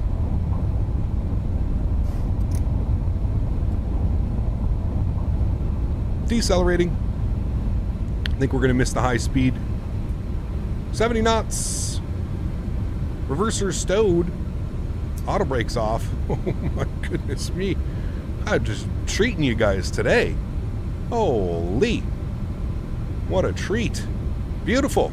Great landing. Bring you guys back up into the flight deck.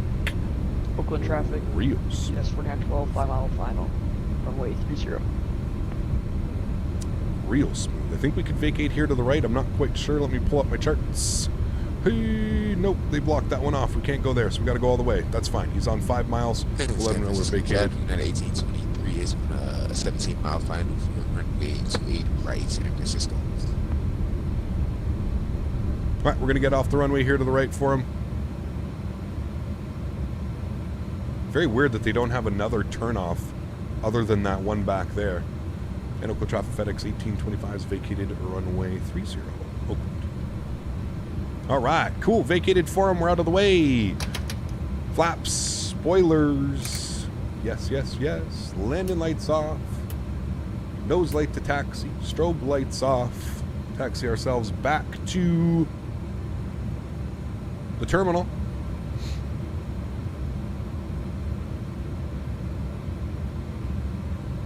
Man, that was a greasy landing. I didn't even mean to be that greasy. Crack the windows? Yeah, sure. Here you go.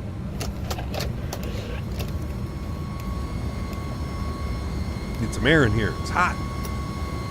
All right. AP power. AP bleed.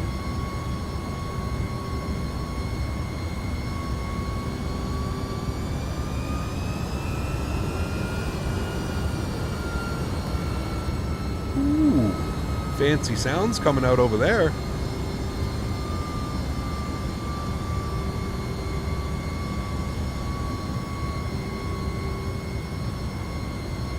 There's that big old 747 coming in. Oh, it's SSG though. Careful, it's going to try and kill you.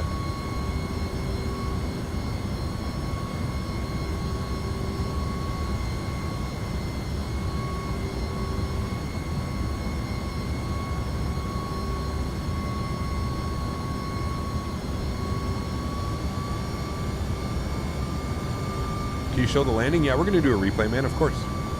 Well, that actually looked pretty smooth. That's Rex, right? I think that's Rex. That looks smooth, Rex. I'm guessing 145 on the butter. 145.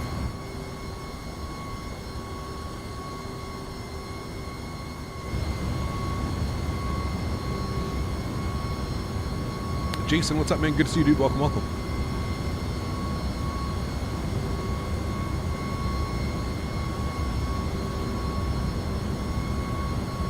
they fixed the engine sound from the interior. No, apparently it's supposed to be like that. Apparently you're not supposed to hear this airplane. So, what AI planes do I use? I believe that is, what do I use? XCSL, I think it's called. When will this release? It's available. ! Aircraft in chat. You can go and purchase it, my friend. $83.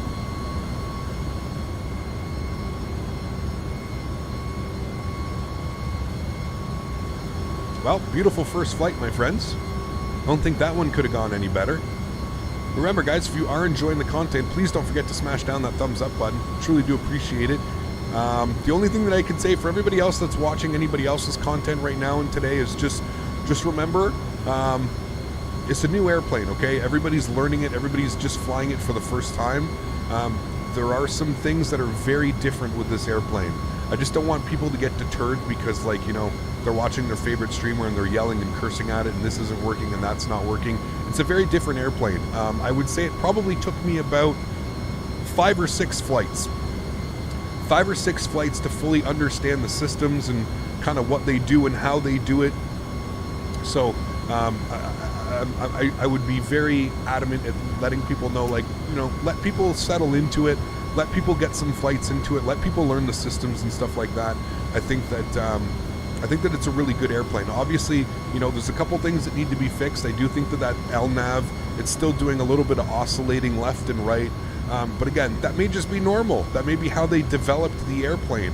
It wouldn't be the first time that an airline, you know, has kind of developed that. I believe there's another airplane that's available that, isn't it after a certain amount of time, like the IRS kind of slowly lose their position and stuff like that? I'm not quite sure. I may be making something up right now, but I felt like that was real. I felt like that was a thing, but what do I know? How was the LNAV hunting issue we saw earlier in the week? Has it been sorted? Pete, yes and no. It's doing it far less than it was on Tuesday. There is still a little bit of hunting going on, but definitely better than Tuesday's stream. That's for sure, man. Yeah. All right, we're taking stand number 1 here at FedEx. Rolling ourselves up here. Go ahead and get the park brake on right about there. Should be good. Park brake's coming on. Beautiful. Love the park brake sounds. Let's go upstairs. APU is on and available. APU bleed is on. Engine numero uno. Tres. Dos. All to the off position. Listen to that thing spool down, man. Holy. Sexy. Sexy, sexy, sexy. Is it okay for UPS? You actually have your own spot over here, Rex. So this is the UPS parking right here. This is all the UPS parking right here. This is the UPS little... They have an infield hub. This is all for the UPS parking. UPS actually does fly quite a bit out of here, which is crazy because it is just a massive FedEx hub as well. But yeah, UPS flies out of here. They have an infield... So you'd park anywhere there. That would be where you park. All right. Cool. Sweet. Well, that looked good. Red beacon light is off. Engines are off. That's all set. You're disarmed. You're off. Pretty much good to go here, friends. Yes, yes. What a beautiful flight that was. Absolutely gorgeous. I'm going to close this for our replays, obviously. All right. And there we have it. Sweet. Cool. Well, that was a lot of fun. That was a really good flight. I enjoyed that one. Absolutely awesome. Let's watch the replay, shall we? Toggle replay mode. Let's back the sucker up. We'll take a look at that arrival into Oakland. She was nice. I'm going to pause track IR. Thank you. And we'll come over here, shift 3, come back, and we'll watch this bad boy coming in over the numbers. Felt smooth. I had it trimmed out perfectly. I find 6.5. If you're having issues with this airplane, get your landing trim between 6 and 6.5. I really find like upwards of 6.5. It's such a smooth flare, like such a smooth flare.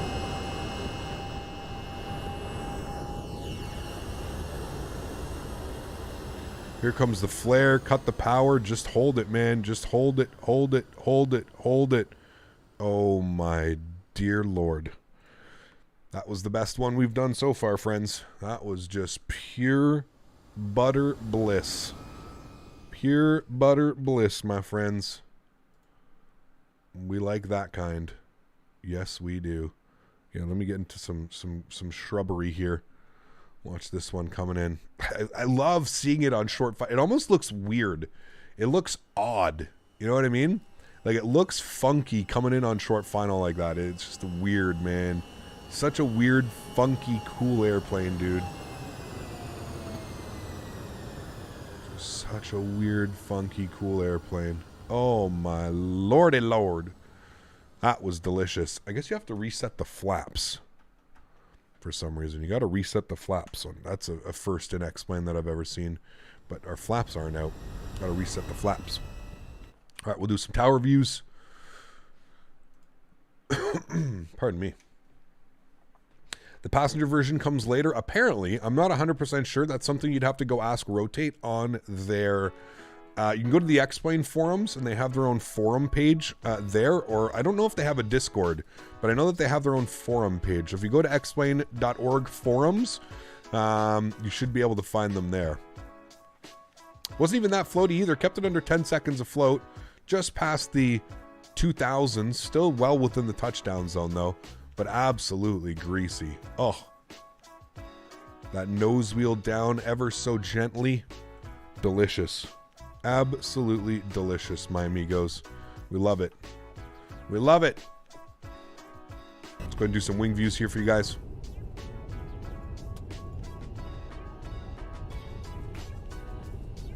Maybe you have to arm the spoilers too, probably. Yeah. You think the plane is easy to butter? There you go, man. I mean, I can confirm it's not. It's actually a really weird airplane. You almost have to like arrest your flare at the perfect position, otherwise it will absolutely it will just take back off on you again. Yeah. Beautiful landing. Thanks so much, Greg. Appreciate it, man. Glad you enjoyed it, dude.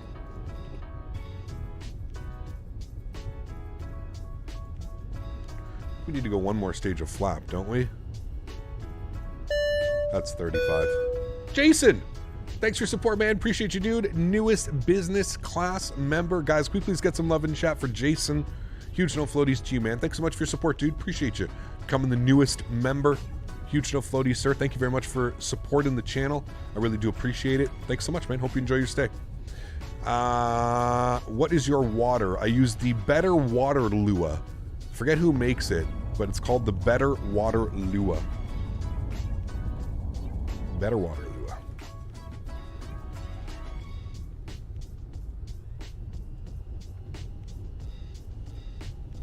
ACAP just joined. Have they fixed the sounds? So Colin, again, the sounds are meant to sound like that. If you open up the window, they're pretty damn good. But yeah, no, they haven't fixed any of the sounds within the actual cockpit. No sounds have been fixed. Holy macaroni, that was smooth, guys. Wowzers. All right, I'm gonna rewind it to about here. You guys can watch the arrival from the GoPro view, and I'm gonna get set up for our second leg. I will see you all in about 5 minutes.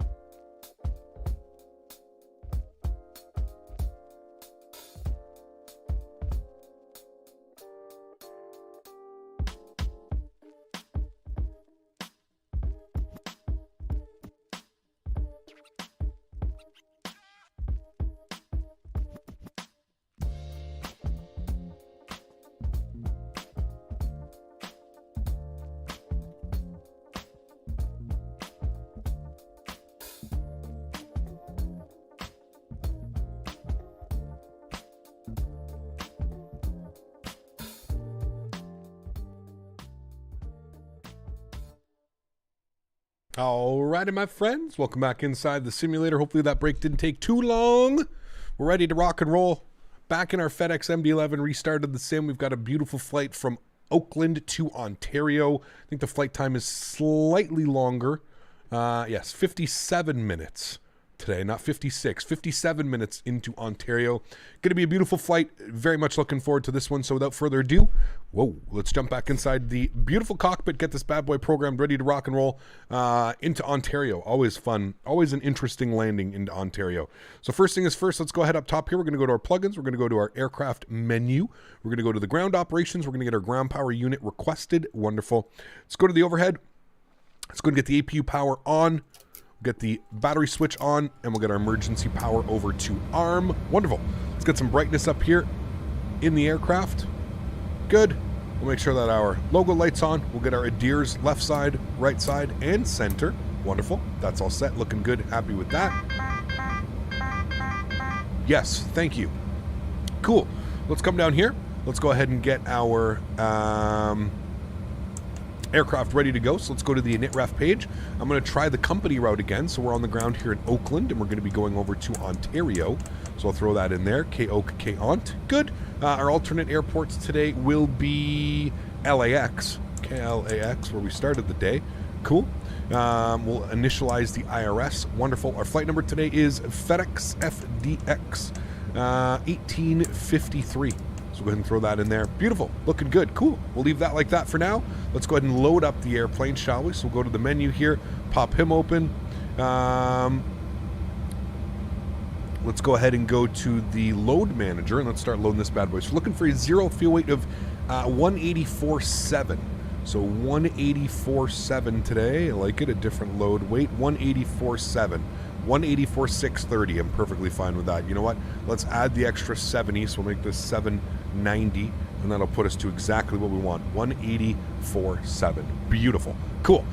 Fuel for today's flight. Block fuel. 19,097. Good. We'll insert that. Taxi fuel, just going to put 250 kgs. Ballast fuel, we're not going to worry about any of that. Trip fuel is planned at 84.32. 84.32. Plug that in there. Beautiful. That all looks good. I'm happy with that. Just going to move the CG weight here around. Again, if you read the documentation, you're looking for a takeoff CG of between 30 and 31. Very important that you do this. Otherwise, the autopilot and the flight plan and flight is just going to be a little bit funky. So 30.5 is what we're looking for. Good. We'll plug that in there. Wonderful. Then we're going to apply load configurations to aircraft and FMS. See the airplane do a little bit of a sync as we just added on quite a bit of weight onto the airplane. Beautiful. We'll close that out. That looks good for now. Great. Let's come back down here. Let's go to our flight plan page. We've got KX Lotion Echo Hotel Foxtrot in there, so that all looks good. So we can go back to Oakland, and we'll plan our departure. So we're going to be on the Candle 5 departure with the KX transition out of runway 30. Beautiful. We'll go ahead and insert that. Great. We'll continue to scroll through here. That all looks good. From Echo Hotel Foxtrot, we're going to jump on our arrival. It's going to be Lotion. That's good. So we'll go to Ontario. We'll go to Star. We're going to be over to the, what are we going to be on? We're going to be on the Ziggy 7 arrival. So we'll come down here, Ziggy 7, Echo Hotel Foxtrot, and we want it via the ILS 26 left. And we want to take that via Taco. So we'll go ahead and insert that. Beautiful. If we scroll down here and we take a look at some of our restrictions and waypoints, all of that looks good. We can clear this out like that. Good. Wonderful. All looks well and well there. Wonderful. Cool. Sweet. Let's go back to our InitRef page. We can plug in some numbers now.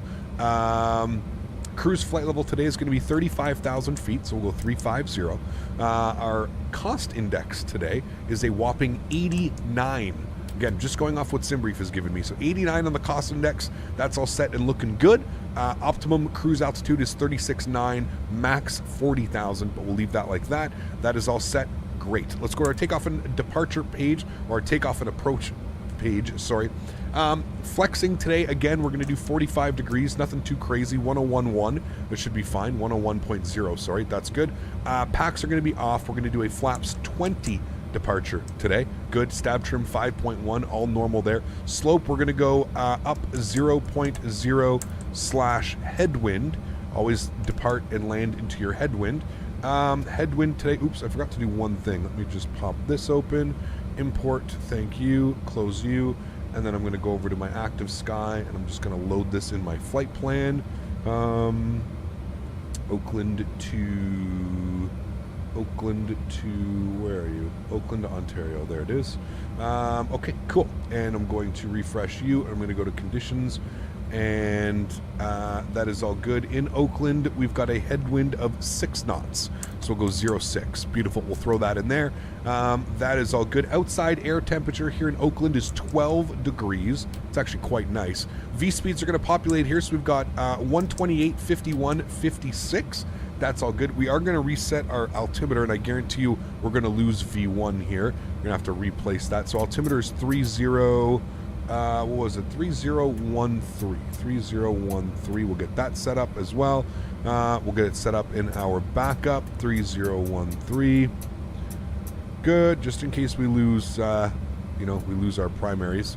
That's all good. 13013. That's set. That's good. Okay, cool, sweet. So let's go to the overhead. Let's go ahead and get our APU power on, and we'll get the APU bleed system on. We'll get our emergency lights armed, no smoking to auto, seatbelt signs on, and we'll get our windshield defog on as well.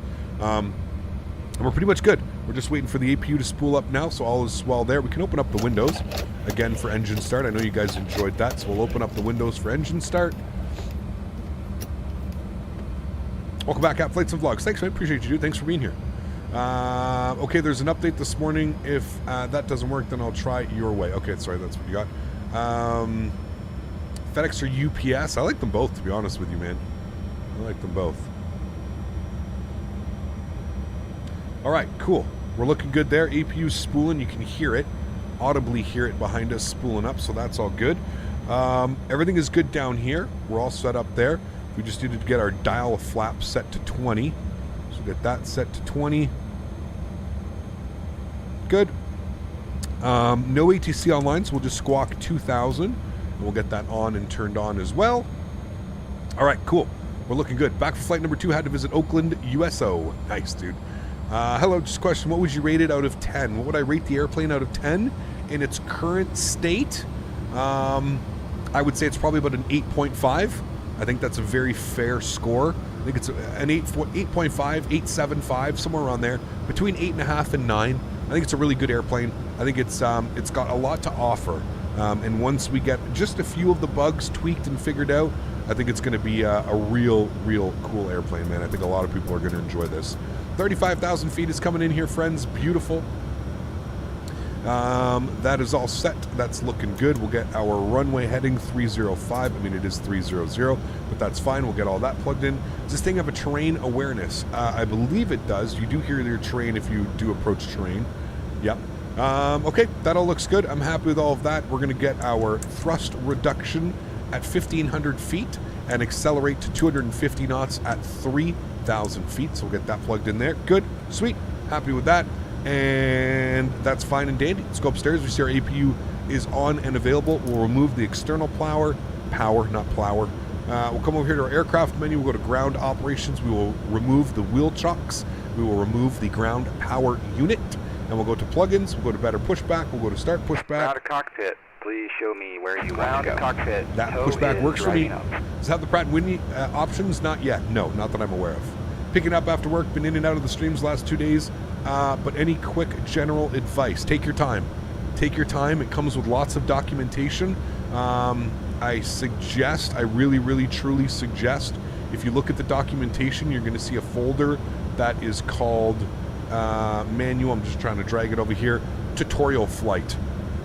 I really suggest on your first flight having this open and having this up, as this is going to explain everything to you. It's going to explain how to, you can even do the first flight. You know what I mean? Like you can even do the route that they want to do, everything. And I would just follow their instructions and see exactly how they set it. Read everything. It's one of those airplanes where I feel like if you really want to get the whole sense of the airplane, you have to read this manual. This will basically get you set up. It's got ones pre-flight. It's got all kinds of information. I mean, you're talking, this is just the tutorial flight. You're talking, we're up to 31 pages now. We're up to 37 pages. 37 pages of a tutorial flight that should basically walk you down to the ground and have any of the questions. Again, I can't stress this enough. This is what people want when it comes to an airplane. I understand this airplane's not going to be for everybody. Not everybody wants to sit there and have to read 30 pages just to get the airplane off the ground. But there are a lot of people that do want that. So keep that in mind. Again, kind of like everywhere, this airplane may not be for you. It may not be for everybody.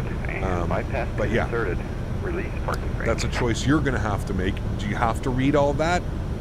Makes your life a lot easier if you do. I guess you don't technically have to do it, but yeah, red beacon lights coming on.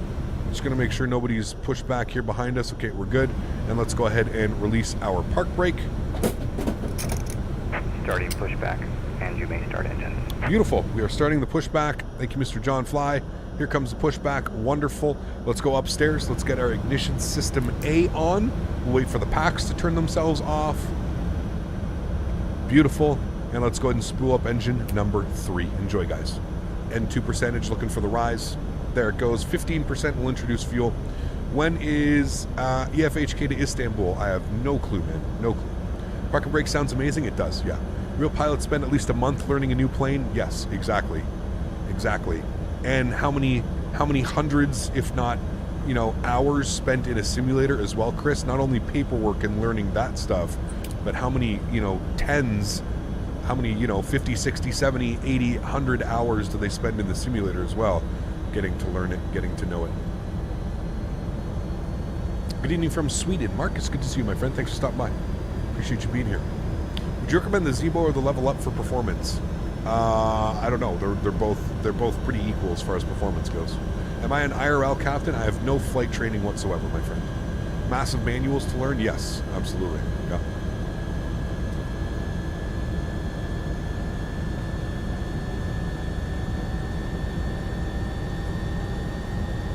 Looks like we've got a good start on engine number 2, which is good.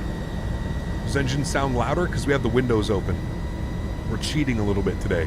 Got those windows open for you guys so you can enjoy the engine starts.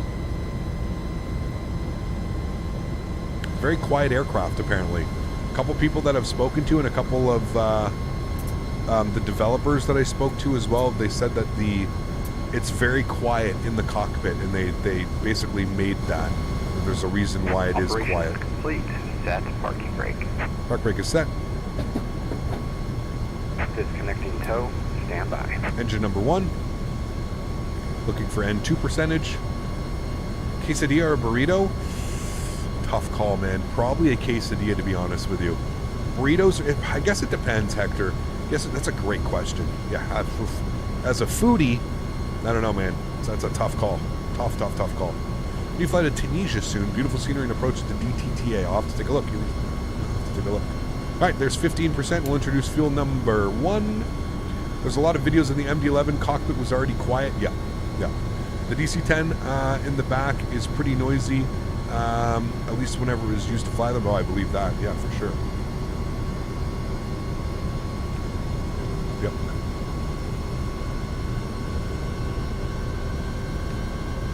So is disconnected. You just ate a fat burrito? Nice. You're lucky. Hand signal will be on the right. We'll see you next time, and have a great flight. When you spoke to the developers, did you ask why they pushed an $80 product with potato textures on the wings and engine pylons? Oh boy, man. Murph, I suggest you write them an email instead of coming and giving me hate in my YouTube chat, man. What the fuck am I going to do about that, buddy? Let's be real. You want to be real with me in chat? I'll be real right back. What the hell am I going to do, man? I'm not the developer. I just fly the damn thing, dude. It's nonsense. You have a problem with the airplane, go deal with them, man, not me. What the hell am I going to do? Come on, buddy. Come on, man. I understand you may be frustrated, but taking it out on me and in my YouTube chat is going to solve absolutely nothing. Send them an email. Go on the forum, on the X-Plane forums. I don't know, dude. There's other ways around it. What am I going to do? All right, engine number 2 over to start. Waiting for the N2 percentage to rise. There we go. We're looking for 15%.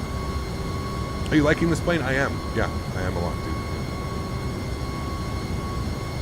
Where do I have to install the AirAC for this plane? So Sven, if you open it up, you should see a nav data. If you open this up here and you go to the airplane, go to the aircraft page and you go to the MD-11. Sorry, just got to introduce fuel here so we don't overheat that engine. Go to the MD page And if you come here, you're going to see nav data. So if you're having issues and if you have if you have the Navigraph AirAC, you can go ahead and just use the MD-80. So all I've done is use the MD-80. I believe this is the same as the GNS 530 as well. You can just copy and paste like the GNS 530. That will work. But we are using the cycle info.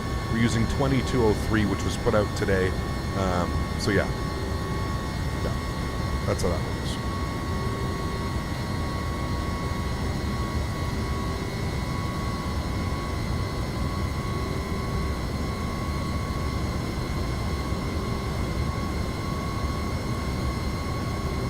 Word question, do you have head hair? I've never seen. Yes, I do have hair on my head.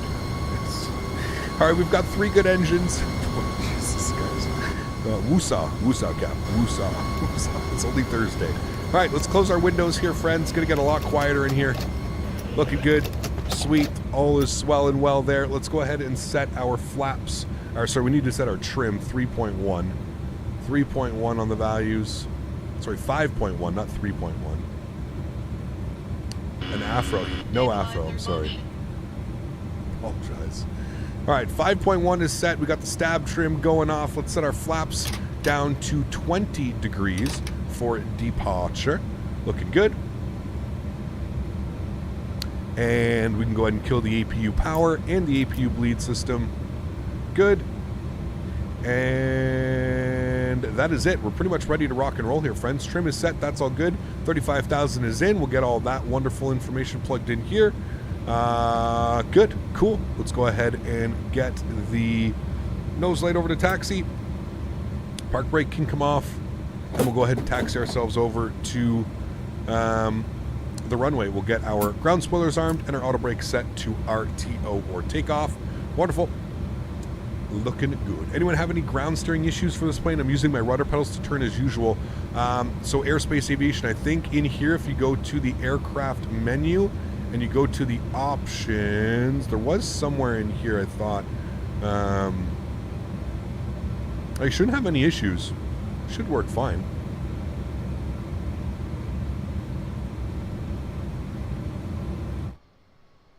I don't know about you, man, but I actually quite like those wing textures. I think they look pretty good. Obviously, everybody's going to have a difference of opinion, but I actually think the wing textures look quite good.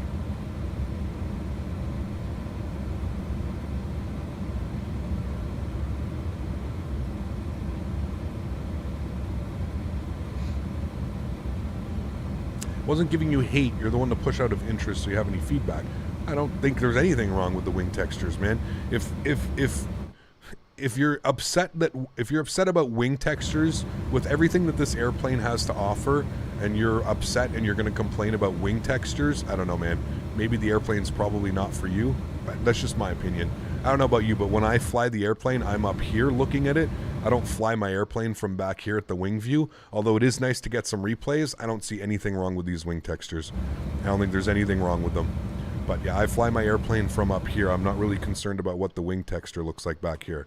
It does look nice, but that's the least of my concern. That's bottom of the line concerns for me.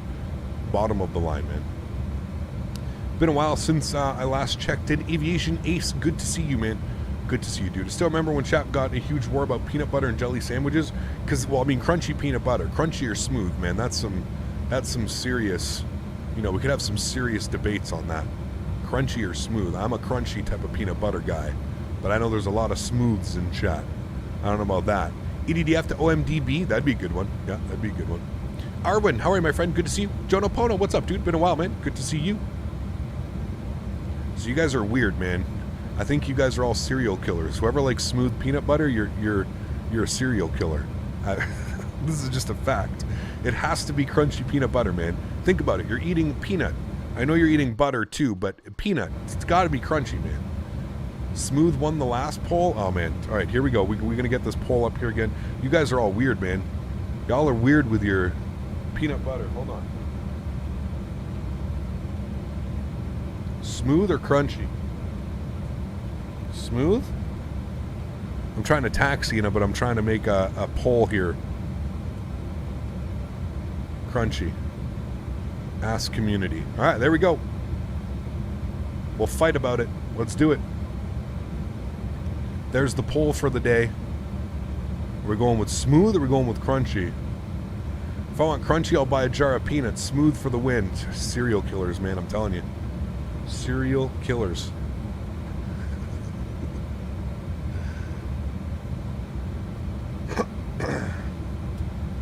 Team Smooth assemble. Oh, man. You guys are crazy, dude. I've never had peanut butter and jam sandwich. What, really? Never had a PBJ sandwich? Oh, man. Yeah, everybody that votes smooth is getting banned.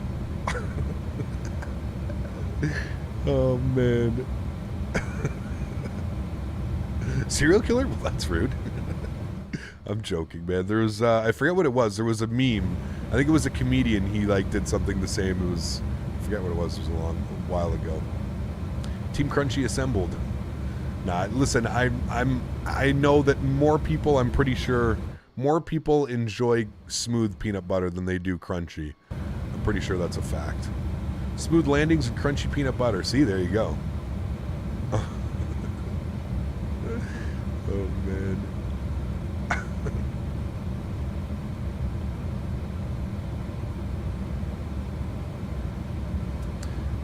Jack Kid, listen, man. It gets to a point where, like, you know, you have to understand. There's certain the way that you ask a question or the way that you come in. Listen, man. You have to remember, I'm a human being, okay? Like, you can't just come into chat and like just be extremely disrespectful and expect me to just have like the utmost respect for that person back, right? Like, I have no problems with anybody bringing a concern to me and saying like, hey, Cap. You know, I wasn't as impressed with the textures as I initially thought I would have been. Is this something that you've also finding? But there's ways of asking. To come in chat and to like basically belittle it and make it sound like, you know, like, hey, did you talk to the developers about these shitty wing textures and blah blah blah blah blah. It's like, come on, man. There's ways to do it. There's ways to ask. There's ways to talk about things. There's, you know, you have to be respectful. It goes both ways, man. And you guys know me, I'm open to criticism. I'm open to almost anything in chat. I'm a very level-headed person most of the time. Yeah. Auto Flight and profiles coming on here, friends. Strawberry jelly? Oh, of course. Yeah. Absolutely.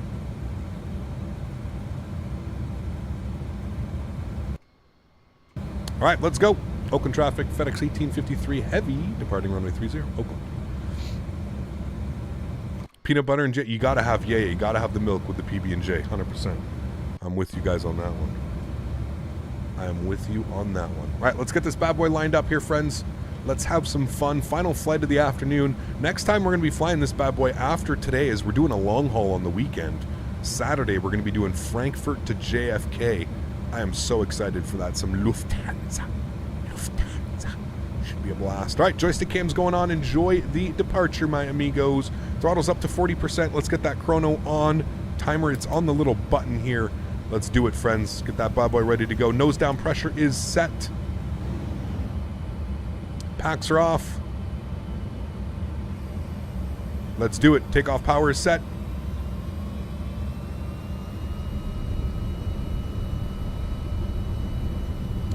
Airspeed is alive. 80 knots, we're neutral.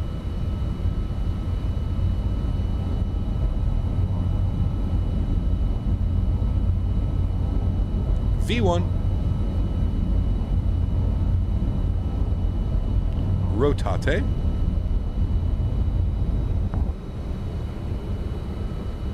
Positive rate, gears going up. Fly your flight directors.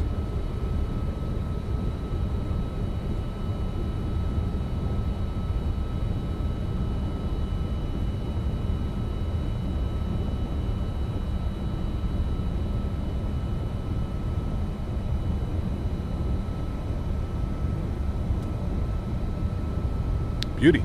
Let's go nav track. Let's get our nose lights off. Good. Nose lights off.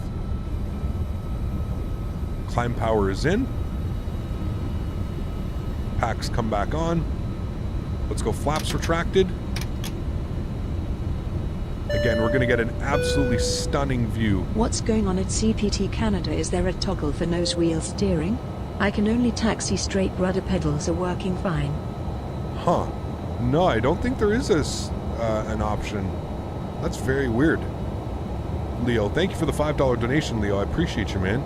But yeah, that's a weird one, man. I'm not sure what's up with that. Apologize, I can't help out more than I can. Slots retracted. Let's go. And our speed's going to come up here to 250. There we go, 3,000 feet, speed 250.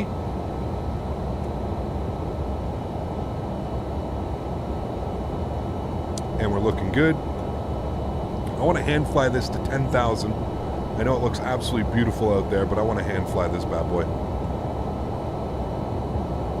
I'm going to turn down our sound just a little bit because it gets a little bit loud. See that wind noise. I wish there was a way to change that wind noise. It is quite loud in my opinion.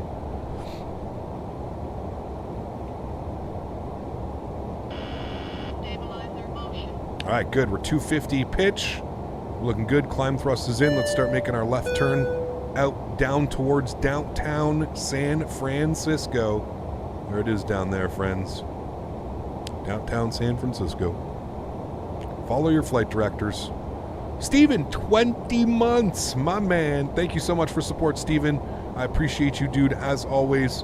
Huge no floaties to you, my friend. Thank you for supporting the channel, Steven. It's extremely kind, man. Thank you very much for having you here for 20 months. Pilots and passengers prefer smooth. We're not talking about landings. We're talking about peanut butter. I definitely prefer smooth landings as well. Definitely. Definitely. All right, we've got to hold at 10,000 here, so let's go ahead and get the autopilot on. Actually, you know what? Let's roll out of this turn, and then we'll get autopilot on, shall we? Look at those views down there, though, man. That is just incredible. So good.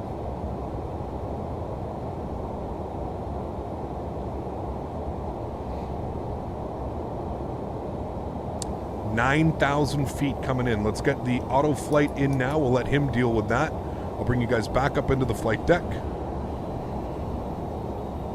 All right, there we go. 10,000 feet. We've got to hold at 10,000. People who pour their milk before the cereal also think that Captain Sim 777 is the best airplane ever made and have bought 10 copies of X-Scambience Pro. Is that a thing? Wait, is that a thing? People putting... Is that an actual thing? You put your milk in the bowl before you put the cereal? No. That you have to put the cereal and then the milk on top, so the milk, like, you know, touches all the little cereal.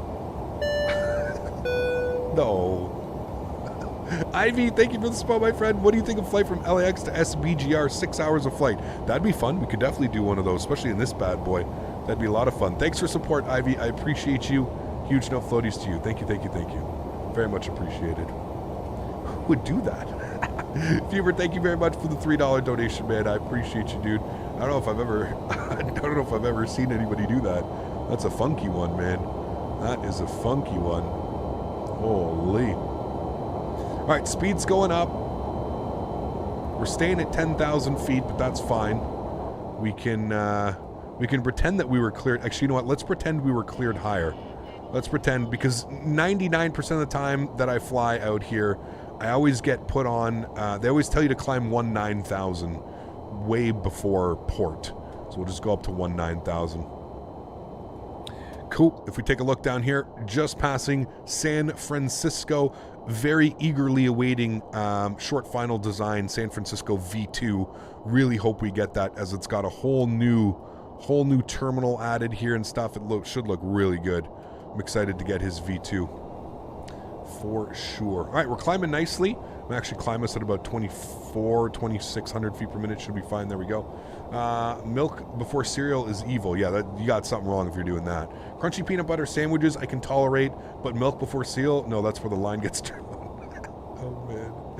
I have the Cytec 2 quadrant throttle for 2 engine aircraft, but now I need 3. How do you assign 3 to engine aircraft? So Flying Mystery, what I do is I've got I have engines 1 and 3 tied to one stick and engine 2's tied to the other. So very easily in the X-Plane controls, you can set which throttle you want it to do. So you can set the same, like if I open up, I'm not going to do it now because we're flying online, but if I open up my settings, you'll see that it'll say like multiple axes for throttle, whatever. That's basically what you have to do. You have to have a little bit of a workaround. So what I do is one stick. So one throttle stick will do 2 engines and then the other one will do 1. Kind of a workaround, not as realistic as some would like it to be, but whatever, you know. Man, Smooth Cereal is winning this big time. You guys love your Smooth Cereal. Shit. Holy, uh-oh. There's one of those crazy banks. Oh, no.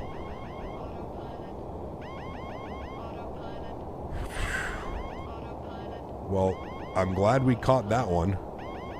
That was, okay, interesting. Interesting. So I did send them that as well. You guys remember that happened to us when we were flying out of... Jesus, dude, I was on the wing view and I was like, pretty sure we're sideways right now. So I did send that to them. They do know about that. I have sent them the video when it did that right out of Miami. It did that to us the other day out of Miami as well. So I have sent that to them. So they are aware of it. Unfortunately, they haven't. Smooth Cereal, I'm sorry, I meant to say Smooth Peanut Butter, but I was literally watching the airplane fall out of the sky sideways. That's why I said Smooth Cereal, because my brain went off into a million my brain went off into a million different ways right there. Holy macaroni, man. That was dangerous. That was dangerous. Alonzo, thanks so much for support, man. Can we get a crunchy landing? Almost all of my landings are crunchy into Ontario, so this will probably be a crunchy landing. For whatever reason, I have issues flying into Ontario. I don't know why, but I've got issues flying into Ontario. Thank you for support, Alonzo. I appreciate you, man. Thank you. Tony, what's going on, man? Good to see you, dude. Hope all is well, man. Too much medicine? No, we were literally falling out of the sky. I was like, oh my God, we're gonna die. We're gonna die. And that was actually a really nice departure. Like, I was just about to comment how the airplane is flying the LNAV perfectly. Ironic when you're about to say things like that happens. Guys, I haven't had lunch yet. I'm gonna go get my salad real quick. I'm gonna leave you guys with this view right here. Bear with me. I'm gonna keep my eye on the aircraft to make sure we don't fall out of the sky. I'm just gonna eat my salad here real quick. My Thai chicken salad. I'm starving. And I will be right back with you here momentarily. Bear with me. I'll throw on some tunes for you guys as well. I'll be right back, guys. 10,000 feet, smoking light off. Yes. There are some people that put butter on their peanut butter and jelly sandwiches. Yes. Those people need to be watch listed. This guy, man. Huge self-floaties to you, dude. Thank you very much, man. I appreciate your situation. Outrageous, dude. Thank you, buddy.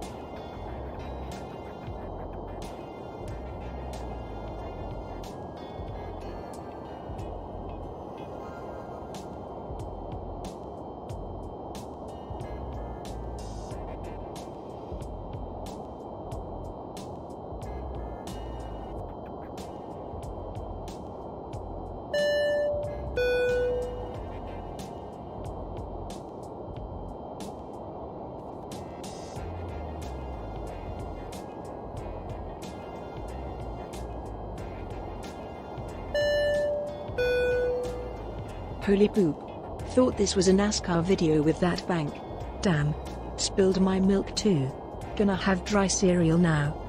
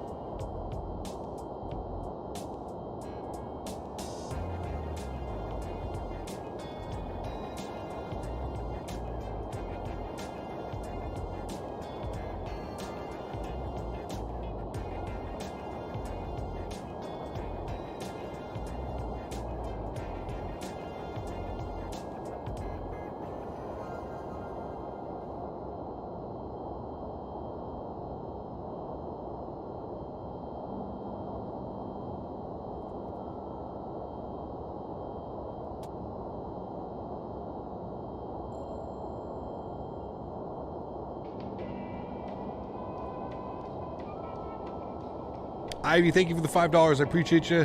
Now every load is smooth peanut butter. Jesus. All right, well, let's end the poll. Good job, guys. The smooth peanut butter won. And Steven, thank you very much, man. Says, holy poop, thought that was a NASCAR video of the bank angle. Apologize. Thank you, guys. Thank you.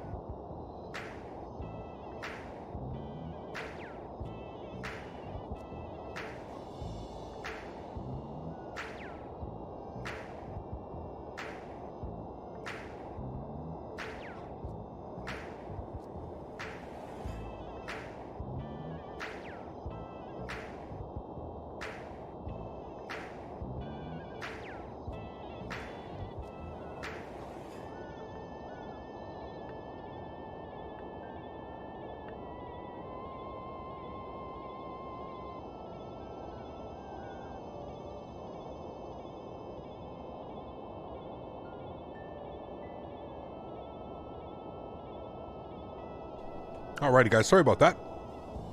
Quick little lunch eaten. Thank you very much for your understanding. Got to refuel. Went live 2.5 hours ago. Apparently Adrian doesn't understand what it's like to be a human being and need to eat, but that's okay, no problem. PAX version is going to be an additional release from what Chewy showed the stream from a forum post reply from Rotate. There you go. There you go. Very cool. Thank you to all those donations that came in while I was grabbing some food. Really do appreciate you guys, as always. Huge no floaties to you. Thank you, thank you, thank you. Hope you didn't scarf down that salad. No. All good. It's not a very big one. Okay, so a couple things that I want to work on here in the FMC. I just want to make sure that everything's good here. So let's look at our charts, because we are flying into Ontario, and we've got these two mountain ranges. We're basically going to fly in between mountains. It's really damn cool, but we also have to make sure that our heights are good. So flavor at 14,000. What do we have here? So this has got us at flavor at 9. So I'm going to put 250 at 140, 14,000 feet. We're going to put that in at flavor. And that should be good. That should get us to magic. Where's magic? We can descend from that, but that's pretty much it. We just want to make sure that we've got flavor at 14, which it does have in here now. So that's good. 250 at 14 at flavor. And that should set us up perfectly for the approach.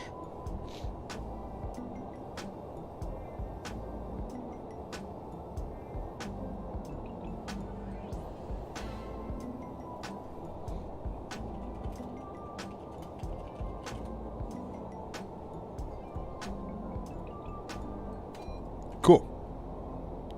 All right. We're looking good. Get those views, man. Wow.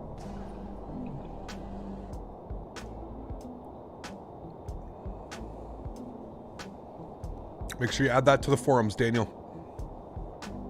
Hello, Cap. Do you agree with them making a passenger version being a paid add-on as well as the upgrade to Pratt & Whitney engines is a paid add-on? I have no clue, man. I mean, if it actually changes the performance of the airplane and stuff, maybe. I don't quite agree that the engine variant should be a paid upgrade. Maybe if you want the passenger version, it makes sense to have a paid upgrade. But yeah, I'm not interested in the passenger version. I would only stick with the freighter version of this airplane. That's it. What's my Mach? I believe I'm at Mach 0.83. Yeah, Mach 0.83.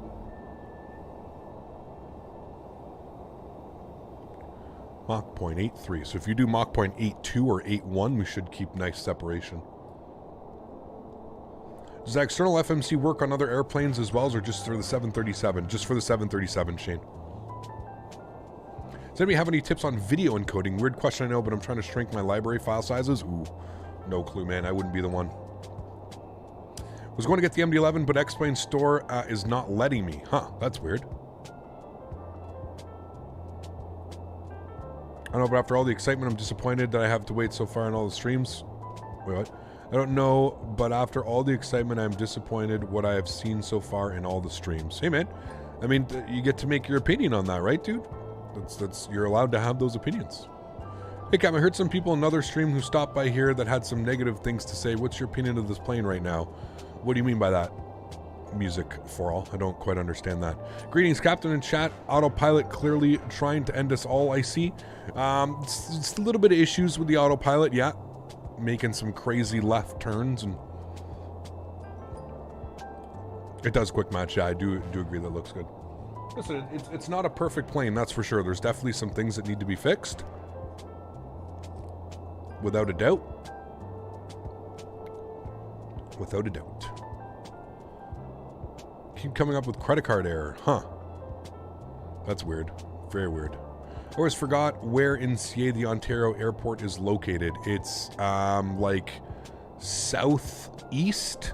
No, sorry, northeast? Northeast of LAX-ish. Daisy's doing well, Indian boy. Thanks for asking. She's laying on her couch.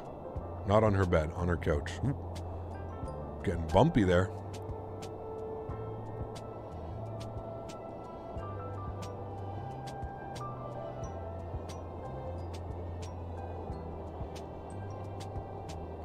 really wanted this thing, but so far I can't justify the price. It was about $60-$70 USD. Sure.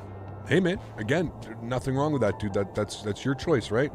That's a choice you get to make as a consumer. Yeah. Someone clearly put something spicy in the plane's fuel tank. Nice. I was watching a stream on Twitch and someone in chat said they stopped by here and made negative comments about the plane. Just wanted your opinions on the plane. Oh, yeah, I mean, I think it's a good plane. There's, like I just said, there's obviously a couple issues with it. I think the autopilot logic, there's something going on with the LNAV and the autopilot logic. But other than that, I think it's a really good plane, man. I think once they get like this little autopilot stuff figured out, yeah, I think it's a good plane. I gave it a score of about 8.5 earlier, I think. Somebody came in here and was complaining about the wing textures, and I'm like, dude, what the... You know, like asking me if I'm going to talk to them about the wing textures. I personally think the wing textures look awesome. I wouldn't talk to them about anything. I don't think there's anything wrong with those texturings. It may not be the most, you know, the clearest texturing, but I think they look perfectly fine for what it is, man. Yeah.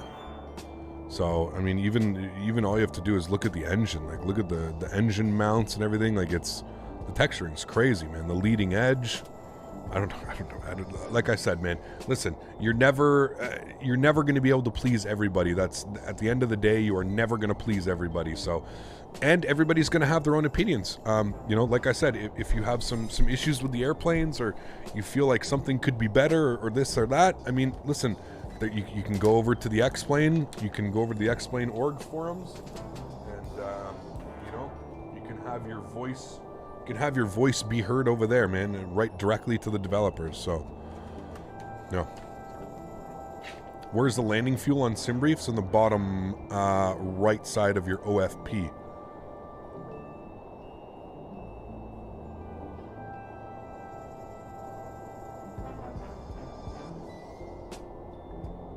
He kind of did word it in such a way that made it seem like he was griping at you. No, he did, absolutely. That's what I mean, dude. Like, listen, everybody's okay. And like, if you have a valid point about something, or if you have an argument about something, that's perfectly fine. But there's a way to get around it, you know? Like, asking me if I spoke to the developers about shitty wing textures. Like, what? Like, come on, man. Like, there's ways of asking me about things, you know? So, the A300 is a 9.5. I would say the A300's a 9.5. I mean, I builds is... What are you going to say about I builds, man? Those guys are top tier developers. So it really depends. Really depends, man. I think everybody is entitled to their own opinion, and I think, yeah. That's what he alluded to, telling you to speak to the devs about textures on the $85 plane. Yeah, and like, again, in my opinion, the texture work is perfectly fine. Now, other people are going to have different... Other people are going to have different opinions on it, right? And that's perfectly fine.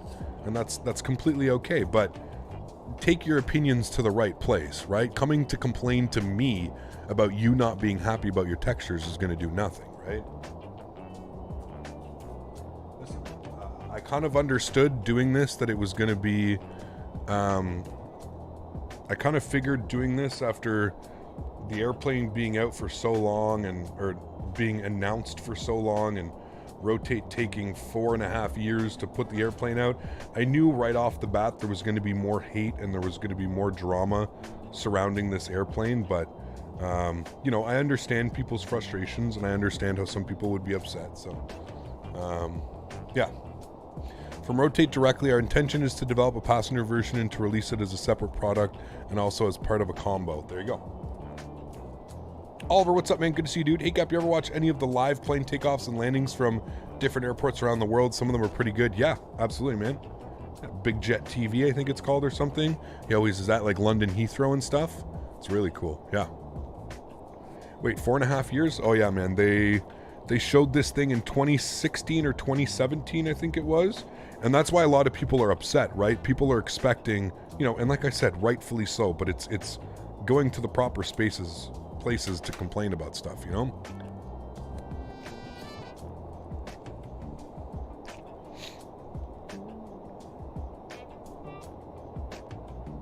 Yeah, it's been that is definitely they definitely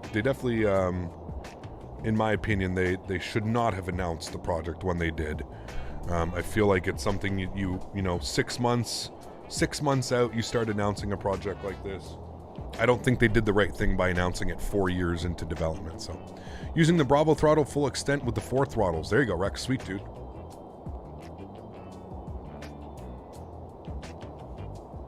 Glad you're enjoying it better. Greetings from Russia. Hello, my friend. Good to see you. I get that some people will be frustrated with development length, but get it done early, right? Yeah, I mean, I agree, Oliver. Yep, and you know it'll be fixed, so. I think the airplane looks gorgeous visually. Some tweaks, and it's well worth the $80. Also, who cares how long they developed it? I don't know if it's their business. I flew other planes in the meantime. Yeah, I agree, Daniel. I agree. In case you haven't noticed, though, the flight sim community is extremely impatient. In case you haven't noticed. Surprise! Extremely impatient.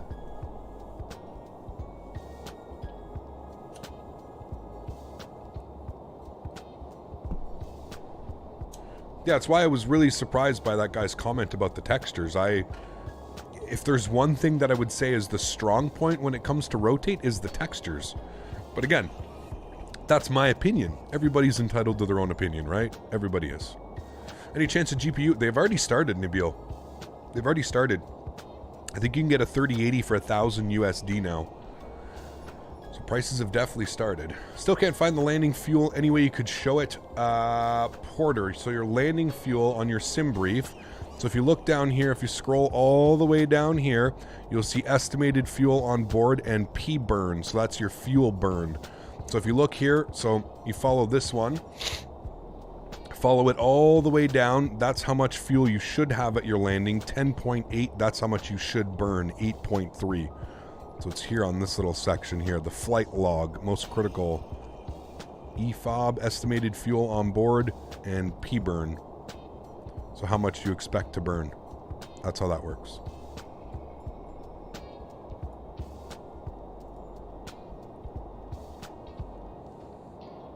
Impatient equals CS stuff. Well, exactly. But look at how many products he sold, man. I feel like I all of a sudden, you streamed it, and then a week later it came out. I never really heard about it until the day. Yeah, I think they announced it like a couple months before. Yeah.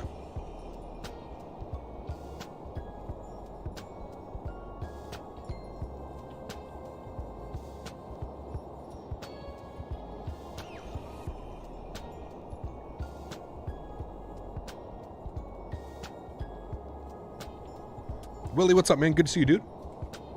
I will have to agree, Rotate Sims textures are superb. I'm sure they didn't and will not sacrifice that. No, absolutely, Jackhead. Absolutely, man.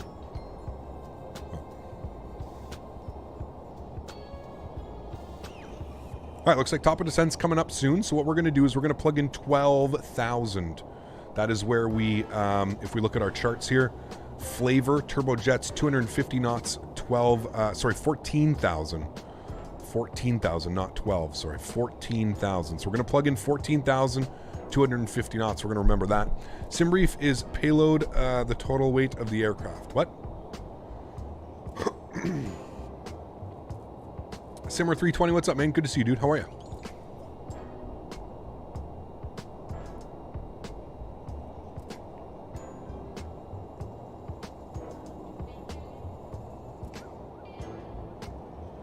I definitely think this aircraft has garnered a lot of hate because of how long it's taken to develop. And again, I understand. I understand some people have, you know, when some people hear of a 3-year, a 4-year development period, they're expecting a product to release having absolutely zero bugs. But here's the thing with software and anything like that, guys, is there's always, in today's day and age, it doesn't matter how many beta testers you have, this and that, you need a product to get into the hands of the community before you really start to see. We need to see the airplane flying, 500 different types of routes so that it is easily, they can replicate some stuff. They can replicate some bugs. They can see where the issues are, what's going on. So yeah, that's kind of how I look at it. And you know what? Like as long as Rotate is going to be actively fixing the bugs, I really don't see it that big of an issue. The airplane still flies. We still get from point A to point B, no problem. There are some issues with it for sure. The systems are a little bit quirky. The autopilot definitely needs a little bit of fine-tuning, but hey, man, I mean, it's still, you know, it's still a competent airplane. There's still a lot to be had with this. So where do you find the liveries for UPS and FedEx? I should be able to download them on the forums. Should be there. Should I buy the MD-11 or the A300F? That's something that you're going to have to decide, Cube Moves. I flew both airplanes recently. I flew the A300 last week, or was it this week? I flew the A300 this week on Monday. So, yeah.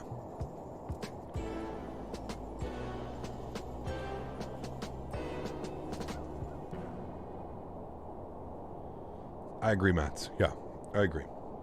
Using 3-engine throttle setup, or do you have one quadrant controlling all three? I have two quadrants controlling three. I think Rotate has done the wrong marketing choice. I mean, I said that earlier this week, Slav. I said they shot themselves in the foot by announcing this product in 2017. I'm the first person. I am not denying that at all. If it was my company, there's not a chance in hell I would have made notice of this airplane 4.5 years ago. You're 100% correct. 100%. That is the biggest flaw right now, and that's kind of why you see so many people coming in here pissed off. That's why you see so many people in chat on Tuesday who are just negative and just being extremely rude and just being Debbie Downers about everything. Unfortunately, that's what happens when you set these standards, and then people have to wait. They get really mad. They get really pissed off for, you know, it's just unfortunate. But I agree with you 100%, man. I said it. I'm the first one. They definitely shot themselves in the foot by announcing the product so early. So I would not have done it, you know. But, you know, in my opinion, have they delivered? Yes. Have they delivered to their full potential?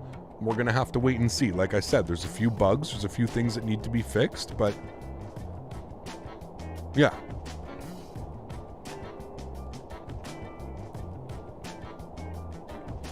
Was it good, Jordan? I've seen that at the dispensary. It's pretty expensive. Well, in that perspective, one could also say you can fly the SSG 747 from point A to point B. I mean, yeah, you're right. You're right. Definitely nothing that's saying we can't, that's for sure. You know, and like this right here, like I'm not quite sure why it's making a right turn. We're on a straight path, right? So it's basically essentially taken itself off the pathing here for whatever reason. Again, there's some type of logic. There's something going on as far as like autopilot logic that definitely needs some fixing, because now we're kind of just pointed off towards nowhere. We're not really going towards anything right now. And for whatever reason, the airplane is not really fixing itself. It's not going back onto course. So like I said, there are some things that need to be tweaked, like 100%, right? 100%. There's some weird things going on. I've noticed it. We all noticed it. We were perfectly fine. We were on profile, and then it just decided to right turn itself off. So, you know, we don't really have a hefty tail. When it's only 19 knots, it shouldn't be blowing us off like that. So, I mean, when things like this happen, all I really do is just go direct. And for whatever reason, maybe that's the issue. It doesn't have Palmdale? We'll go direct. It should have PMD. Yeah, okay, there we go. Direct PMD. So let's go direct Palmdale from here. Let's see if it makes the left turn, which it should.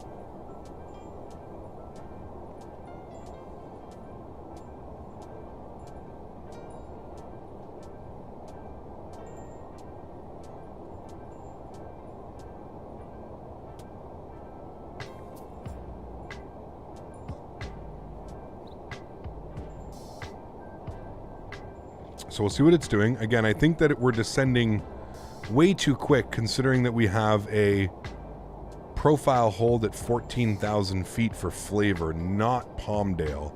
So I'm going to shallow this out here a little bit. I'm going to get this a little bit. Don't have to be so hefty on the descent. I'm going to get you in. You armed. I'm going to get auto brake set to medium.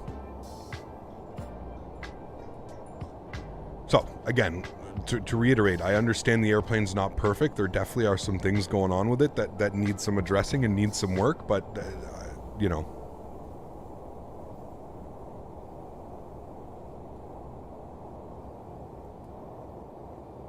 All right, we need to set our barometric pressure as well for Ontario. Ontario, winds are calm, 3007. 3007. Good, set. We'll set up our backup here as well, 3007. Good.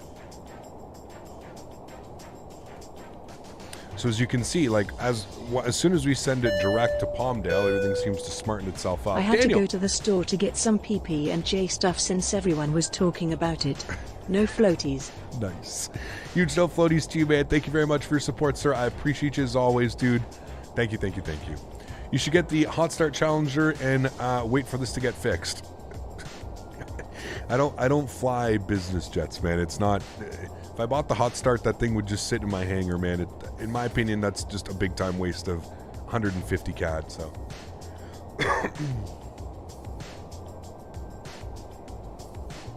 Should be so diplomatic about everything, Cap. How so? Please let me know how you figure I shouldn't be.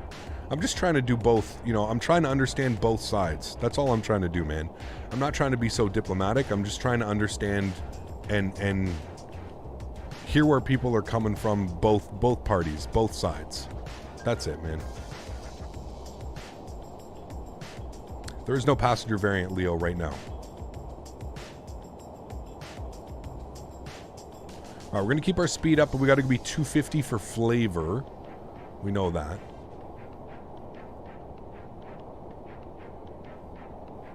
The SSG-74 has the same problem. Interesting. Kind of sways left to right. I'm using enhanced skyscapes, and when I'm at flight level 320, the clouds disappear. Don't worry.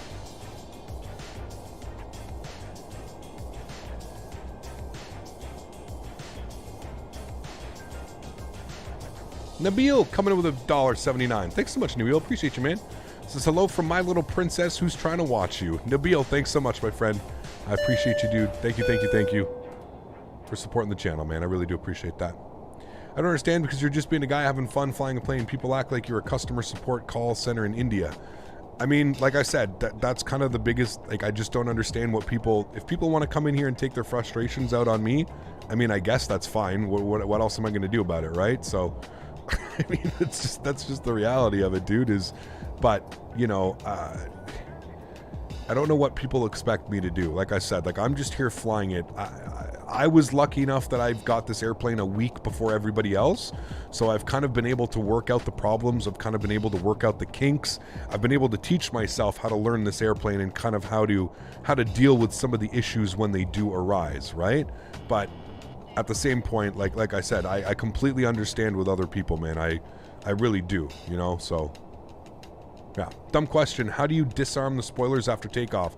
So, Rydog, you see how you get a little hand over the spoilers? You can, so the hand up or down. You have to make sure it's the hand and not the arrow. You don't want the arrow, you want the hand. Make sure you have the hand so that you can go up or down. So you just pull them down. So make sure you have the hand and then pull it down. Not a dumb question at all, man. Not dumb at all, my man. Mopar. Crunchy peanut butter is for lunatics. This guy, man. Stop it. Crunchy peanut butter is for lunatics, he says. Thank you, Mopar. I appreciate you, man, as always, dude. Huge no floaties to you, sir. Thank you, man. I appreciate the support, my friend. Thank you, buddy. Will they release a passenger version soon? I'm not sure, Leo, about the passenger version. You'd have to go onto the forums. If you go onto the explain.org forums, there's a whole support and there's a whole page dedicated for this. So, guys, let's get some love and chat for Mr. Mopar, dude, coming in with a $20 donation. Thank you as always, my friend. I appreciate you, Mr. Mopar. Thank you, buddy. Thanks, bud. Hey, Cap, what is the best and worst plane you've ever flown in flight sim?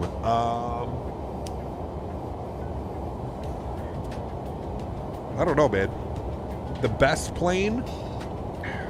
Probably the AnyBuilds A300, if I'm being completely honest with you. The AnyBuilds A300, as far as visuals, performance, flight model, just overall enjoyability. Probably the AnyBuilds. What is my least favorite that I've ever flown? Probably the... I forget what it was called. It was an A300 that was released for X-Plane. I forget what it was called. They changed the company's name 2 or 3 times.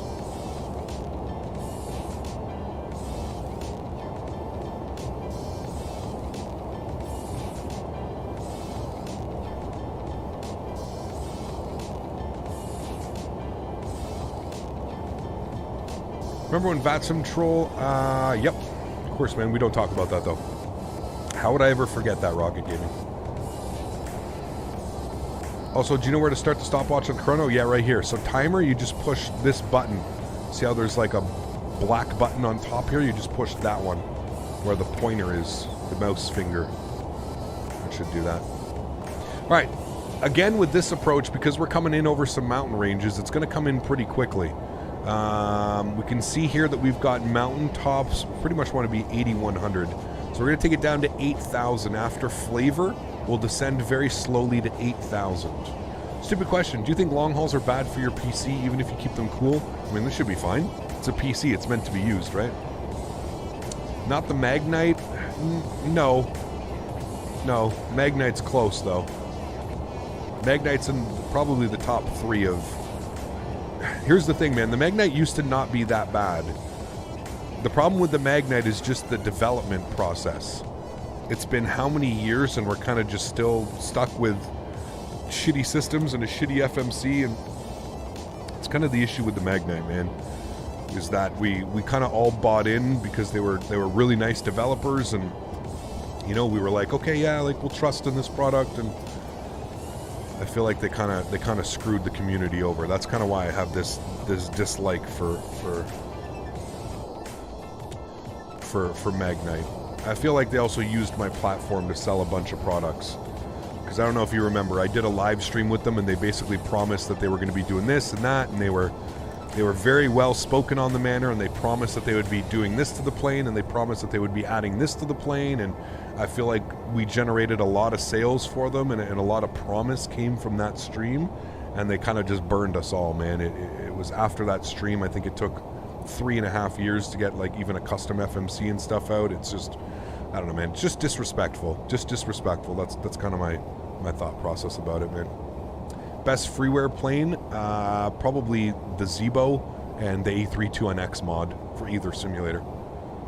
Best freeware plane, probably the Zebo and the Ultimate mod, obviously, right?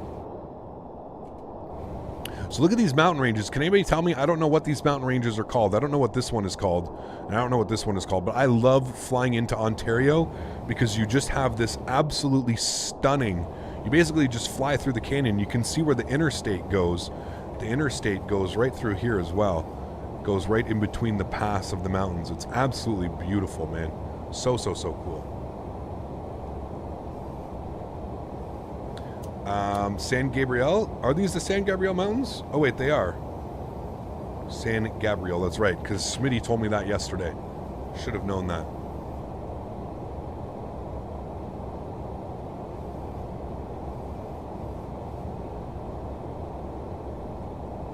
All right, descending nicely to 8,000 feet. All is well. Are you planning to fly on the Istanbul Overload? I don't know when that is, man. I'm sorry. Are these orthos? This is Vertical Sim V-States. So yes, it is ortho imagery, but it's done by Vertical Sim. So they're color corrected. There's no clouds on them. That's, yeah.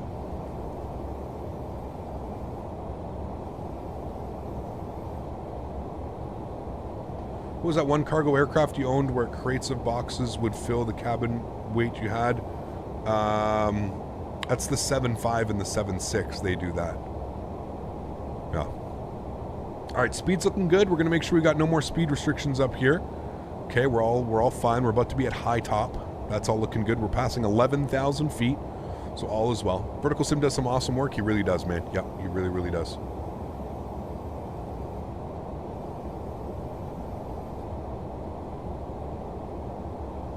I've got a lot of faith in the Flight Factor 787. I really hope it's going to be a good airplane, man. I don't know much about it, but I really hope it's going to be a good airplane. 10,000 feet, landing lights are coming on here, friends. Our ground spoilers are armed, and our auto brake is set to medium, so we're looking good all the way down there. FedEx, The scenery is a little bit old. Thankfully, Vertical Sim is actually making his next airport is going to be Ontario for X-Plane 11, so, or X-Plane 12, I would assume. Maybe both sims, who knows. So yeah. Surprised I'm not seeing you fly Vancouver to Louisville in the UPS livery. Ooh, baby, you know we got all kinds of fun stuff coming. How are you, Canada for X-Plane? Good to see you, my friend. Hope you're having a great day. We flew into Vancouver on the weekend, or before the weekend. We flew the Q400. We did some Vancouver ops. We did Vancouver down to Portland and then back up into Vancouver. That's why there's no Vancouver on the schedule this week. We already visited, if you will. All right, we got to descend a little bit heftily now. I'm going to bring the speed back down to 230 knots, and I'm going to get my slats out. Slats are out now. As you can see, kind of like the same thing coming into Oakland, you really got to get the aircraft down. You got to get the aircraft down at a decent rate here. We could even go flaps 15 degrees if we wanted to. We come down here, we could put flaps 15 degrees, good. And then what we want to do is we want to essentially take this down to 4,000 feet now. And I'm going to just put 4,000 in because, you know what, it's 3,600, I know, because I was looking at the chart earlier. If I pop open the chart, it's going to be 3,600, isn't it, to intercept? Yes. 3,600 at Yukuk, I think it is. I don't know if I see that, but yeah, I do see right here, Yukuk, 3,600. Okay, so let's get the airplane down. Speed is okay. Gonna go a little bit slower than that. There we go. That should be fine like that. And then from Ziggy, what I'm going to do is when we make the right turn out onto Ziggy, I'm actually going to throw us onto heading mode, and that should be good. Dial of flap is set to flaps 15. Yes, flaps 15 is set in the dial of flaps. We're looking good. Am I going to fly the Beluga again? Yes, absolutely. One of the beautiful things about my partnership with I&I is that it ensures that at least once a month we're going to be doing like an I&I builds airplane focus. So, yes, we do plan on doing that. Altitude error at Pettis, that's fine. Go to takeoff and approach. We're going to be landing at 159 again. So it should be real nice. Should expect like the same type of landing here, hopefully. We're going to make the right turn from a Ziggy. And then I'm going to throw us onto some heading. So as you can see, it gets a little bit tricky here. So I'm going to take us onto a heading. Should be fine. I'm going to get flaps 15 degrees out now. And that's going to really start to bring our speed back down. 210 knots is what we're going to look for. We can start to descend a little bit quicker, 1,800 feet per minute. And I'm going to throw us onto a heading mode here. I'm going to go to 210 on the heading. We're going to intercept from 210 heading. Should be good. Actually, you know what? I'll take us to about a 220 heading. That'll be easier. 220 on the heading. That'll let us intercept much easier. Cool. So we're looking good. I'm going to turn the sounds up. Fully invested in our arrival. Speed's coming back nicely. 159 on the approach is what we're looking for. I'm going to shallow this now. There we go. Right on profile, so we're looking good. Can shallow this out 1,000 feet per minute. You can see glide slope is alive now, so that's looking great. I'm going to bring that speed back to 190 knots and pull it. Good. That's going to allow us to go flaps 28 in gear. I'm going to arm our auto land. Localizer is captured now. And I'm going to shallow out our descent rate so that we can capture glide slope as well. And we're sitting 11 miles. Like I said, it comes so quickly. Because you have to pass those mountains at 8,000 feet, you basically almost like dive bomb down to 3,600 over those mountains. That's why I love this approach. It is a little bit of a challenging approach. It does come extremely, extremely fast at you. So just keep that in mind. All right, we're good. We got localizer, we got glide slope. All is swell and well. We're sitting at 10 miles. Let's drop the gear. And we'll start bringing our speed back now. We're looking for 159. Let's go flaps 28 degrees. And we'll start rolling our speed back now. 159 is what we're looking for. Good. And we'll punch you in. Let's go to the overhead. Let's make sure our nose lights are on. Good. And flaps 35 is green and armed, so we can get flaps 35 out. And I'll give you a nice little wing view here of flaps 35 coming out. Absolutely gorgeous. Cool. I am going to take control of the throttles, as I like to do. Fourths, thanks so much for support, Fourths. Appreciate you, man. Welcome up to business class. Huge no floaties to you. Thank you very much for supporting the channel, man. I appreciate you. Thank you very, very much. Stabilizer motion.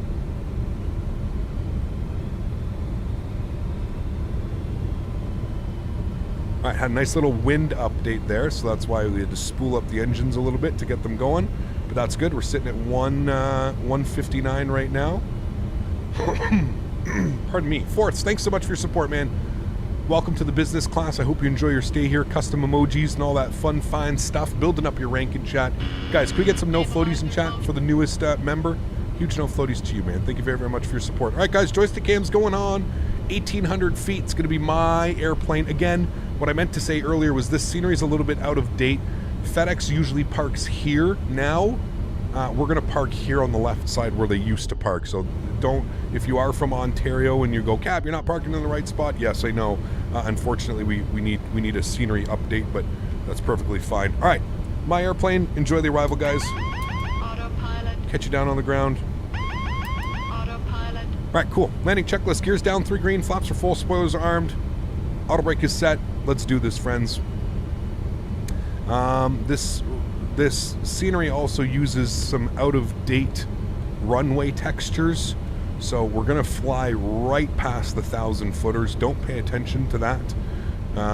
Unfortunately, it uses the default runway system in X-Plane, which actually puts like the threshold and the 1,000-footers like 50 feet away from the piano keys. So just keep that in mind. It's a little bit weird. So we're gonna land well past the 1,000-footers on this one. Don't worry and don't pay attention to that. We're at 1,000 feet. The pack system turns off. We're looking good. Vertical Sims Make in Ontario. Yes, yeah, I spoke about that earlier. Really excited just now. Should be a lot of fun. Getting a little low on the glide slope. We'll bring the nose. We'll add a little bit of power, so the nose continues to brief up, come up. There we go. Back on track. We'll decrease the power again. This aircraft is very pitch and power. So if you need to, you get a little bit under your glide slope, just add a little bit of power. It's very like pitch and powery. Very. Approaching minimum. Gonna get a little bit under glide slope here. Don't pay attention to it. We're fine. We're visually now. Continue. 100. Glide slope. 30. 20. 10. Right, hold it out, hold it out, hold it out, hold it out. There we go. Nose down gently.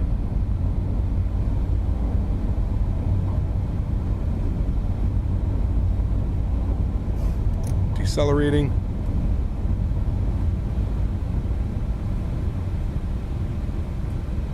.70 knots, reverser stowed. Alrighty, and there we have it. Ladies and gentlemen, welcome down into Ontario. Frames kind of went to shit there as soon as we landed. X-Plane might just be doing some loading stuff. And as you can see, we've got some more FedEx buddies over there, so we're going to go visit them.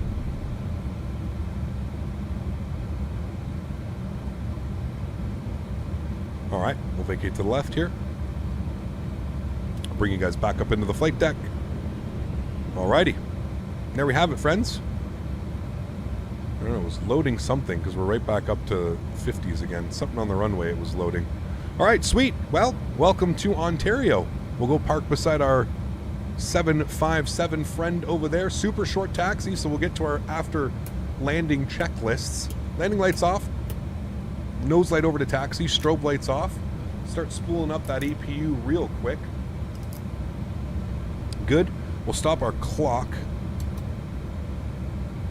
Auto brake can go off. And this is our parking stand right here. So, nose light off.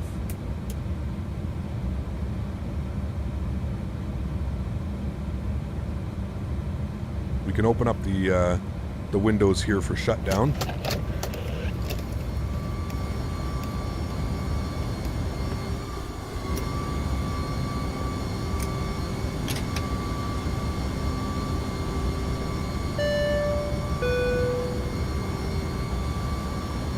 Duck, 6 months, man.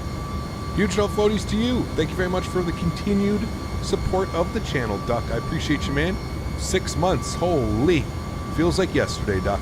Thanks, man. Appreciate you, dude. Huge no floaties. Thank you for your contribution to the channel, man. Appreciate you. Thank you, thank you, thank you. All right, park brake is going on. Love that park brake sound. We're just waiting on the EPU to spool. 65%, there it goes. Nice. Nice Peterbilt, is it? It is. Nice truck. Truck sim coming soon. Mark my words. Got to get back into truck sim. You're disarmed. APU is on and available. Engine number 132. Ladies and gentlemen, welcome back down to Ontario. Last time we were here, we were in an A300, but we made it, my friends. What a beautiful flight that was. Absolutely awesome. Like I said, don't pay attention to the runway numbers. I know it looked like we floated way past them, but it's just the way that the runway is textured is it's textured with the default X-plane. And if you look at how the looks like we had somebody just land as well, 7.5 or 7.6. Yeah, if you come back here and you look, like there's no, like, you know, look at where the touchdown is. Like the touchdown markers start, like, you know, right here at the end of the runway. There's no way. We'd have to be like 20 feet coming in over the threshold. So there's no way. This should all be pushed down about, I don't know, to like right about there-ish. Yeah, it's a little bit weird. It's a little bit, you can really see it when you're coming in on an approach. It's quite odd. Anyways, there we have it, friends. What a beautiful flight that was. Could have came a little bit more forward with the nose, but not bad. There it is. That's quite a beautiful picture right there, actually, with the mountain range in the background. There we go. Everybody take your picture. That's quite beautiful, my friends. What a great day of flying. A lot of fun. A lot of fun flying this airplane. Like I said, I understand there's going to be a lot of drama. There's going to be a lot of whatever you want to call it about this airplane. Maybe rightfully so. But at the end of the day, I'm just trying to do my part to show you guys that, you know, it is able to fly and that you are able to fly it. So hopefully I'm able to do my part into either showcase to you guys whether you want it or whether you don't want it. So yeah, I hope I did a good job. I hope you guys did enjoy today's stream. Let's take a look at that replay, shall we? We'll go ahead and we just had the 7.5 pull in, looking good, beautiful. And we've got the 747 who landed as well. Real cool. Very nice. Let's go to toggle replay mode. That's going to actually disconnect them, unfortunately. Hold on, actually. Let me untoggle that. Let me go...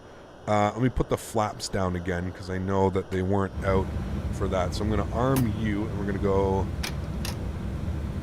flaps 35. Okay, and that should come out now. Or they're not going to come out now, but they will come out for the replay. So we'll go toggle replay mode, and then we'll bring this back here, and we'll take a look at that arrival. Come in like that, shift 3, there we go, beautiful. Is the LNAV still buggy? There's definitely, it's not as bad as it was on Thursday. There's definitely still some things going on with the LNAV though, 100%. Like I'm not going to sit here and say like, oh, nope, the LNAV is perfect and everything works exactly the way that it should. No, there's definitely something going on with it. There's also definitely something going on with the VNAV. I'm not quite sure if the pitch is picking it up exactly, but for whatever reason, we seem to always be like super high up on the descent path and it wants to just go crazy. But the LNAV bug is definitely something that I would like to see fixed soon. Again, I spoke with the developer at length after our stream on Tuesday when the airplane was basically, and they couldn't replicate what was going on in my simulator. So I'm sure it's going to be one of those things where I'm not going to be the only one having these issues, and that hopefully enough people get it reported so that they know what's going on and they can make a fix for it. So that's basically it for now. What I would say is just pay attention to it. If you notice that the airplane is zigzagging or it's flying off of the flight path, I would suggest maybe just putting a go direct to the next waypoint or something like that. That seems to have fixed the problems for me. As long as I go direct to a waypoint. Little bit of overflare there. Little bit of overflare. We had it with just a tad overflare on that one. Interesting. I haven't overflared in quite a while. That was good. I guess we were just coming in a little bit too much on that one, but slight overflare on that. Slight little balloonage, which is very common and very easy to do in this airplane. My first probably 10 landings, We almost had that. That would have been so nice. I mean, it's not even that bad of a little balloon, but there was definitely a little balloon there. Yeah. So let's go ahead and do this. So this plane was 5 years in development and beta 1 year? No. I think it only went into beta shortly, not that long ago, man.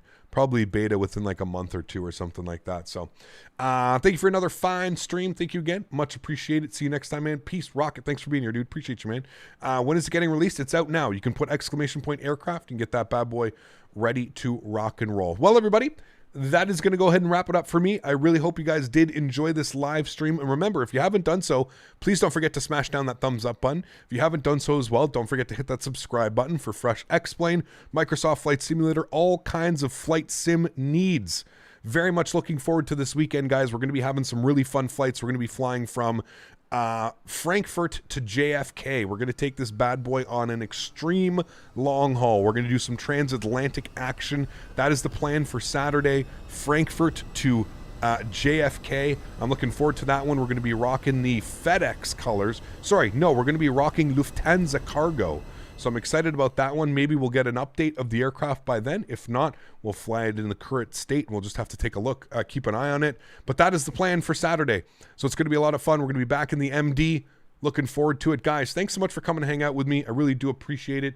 To everybody who is, to all my mods, my donators, my sponsors, thank you guys so much for everything that you do for the channel. Without you guys here, none of this is possible and I can't do this. So thank you very much to everybody who helps support the channel with a monetary value. I appreciate you guys very much. Thank you so much. For everybody else who can't afford to donate using a monetary value, I still want to thank you guys just as much. I understand during these crazy times it may not be possible to support a content creator with money, and I'm completely okay with that. Just the fact that we all get to come in here, hang out, shoot the shit, learn a bunch of airplanes, learn to fly new airplanes. Please remember, I just got this airplane 6 days ago. I haven't even had it for a week, so I'm learning it just as you guys are learning it. Please remember that. Please be friendly.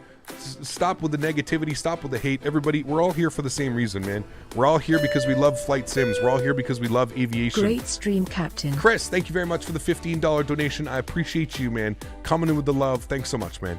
Huge no floaties to you. Thank you very much for supporting the channel. And Duck coming in with $1 as well. Thanks so much, guys. I appreciate y'all. Huge no floaties to you guys. Thank you much, everybody, for tuning in. I hope you guys enjoyed it. I'll catch you guys all on Saturday. Long haul. Going to be a great stream. Very much looking forward to it. Lufthansa cargo from Frankfurt to JFK. I'll catch you guys on Saturday. Have a great rest of your week, friends. Peace.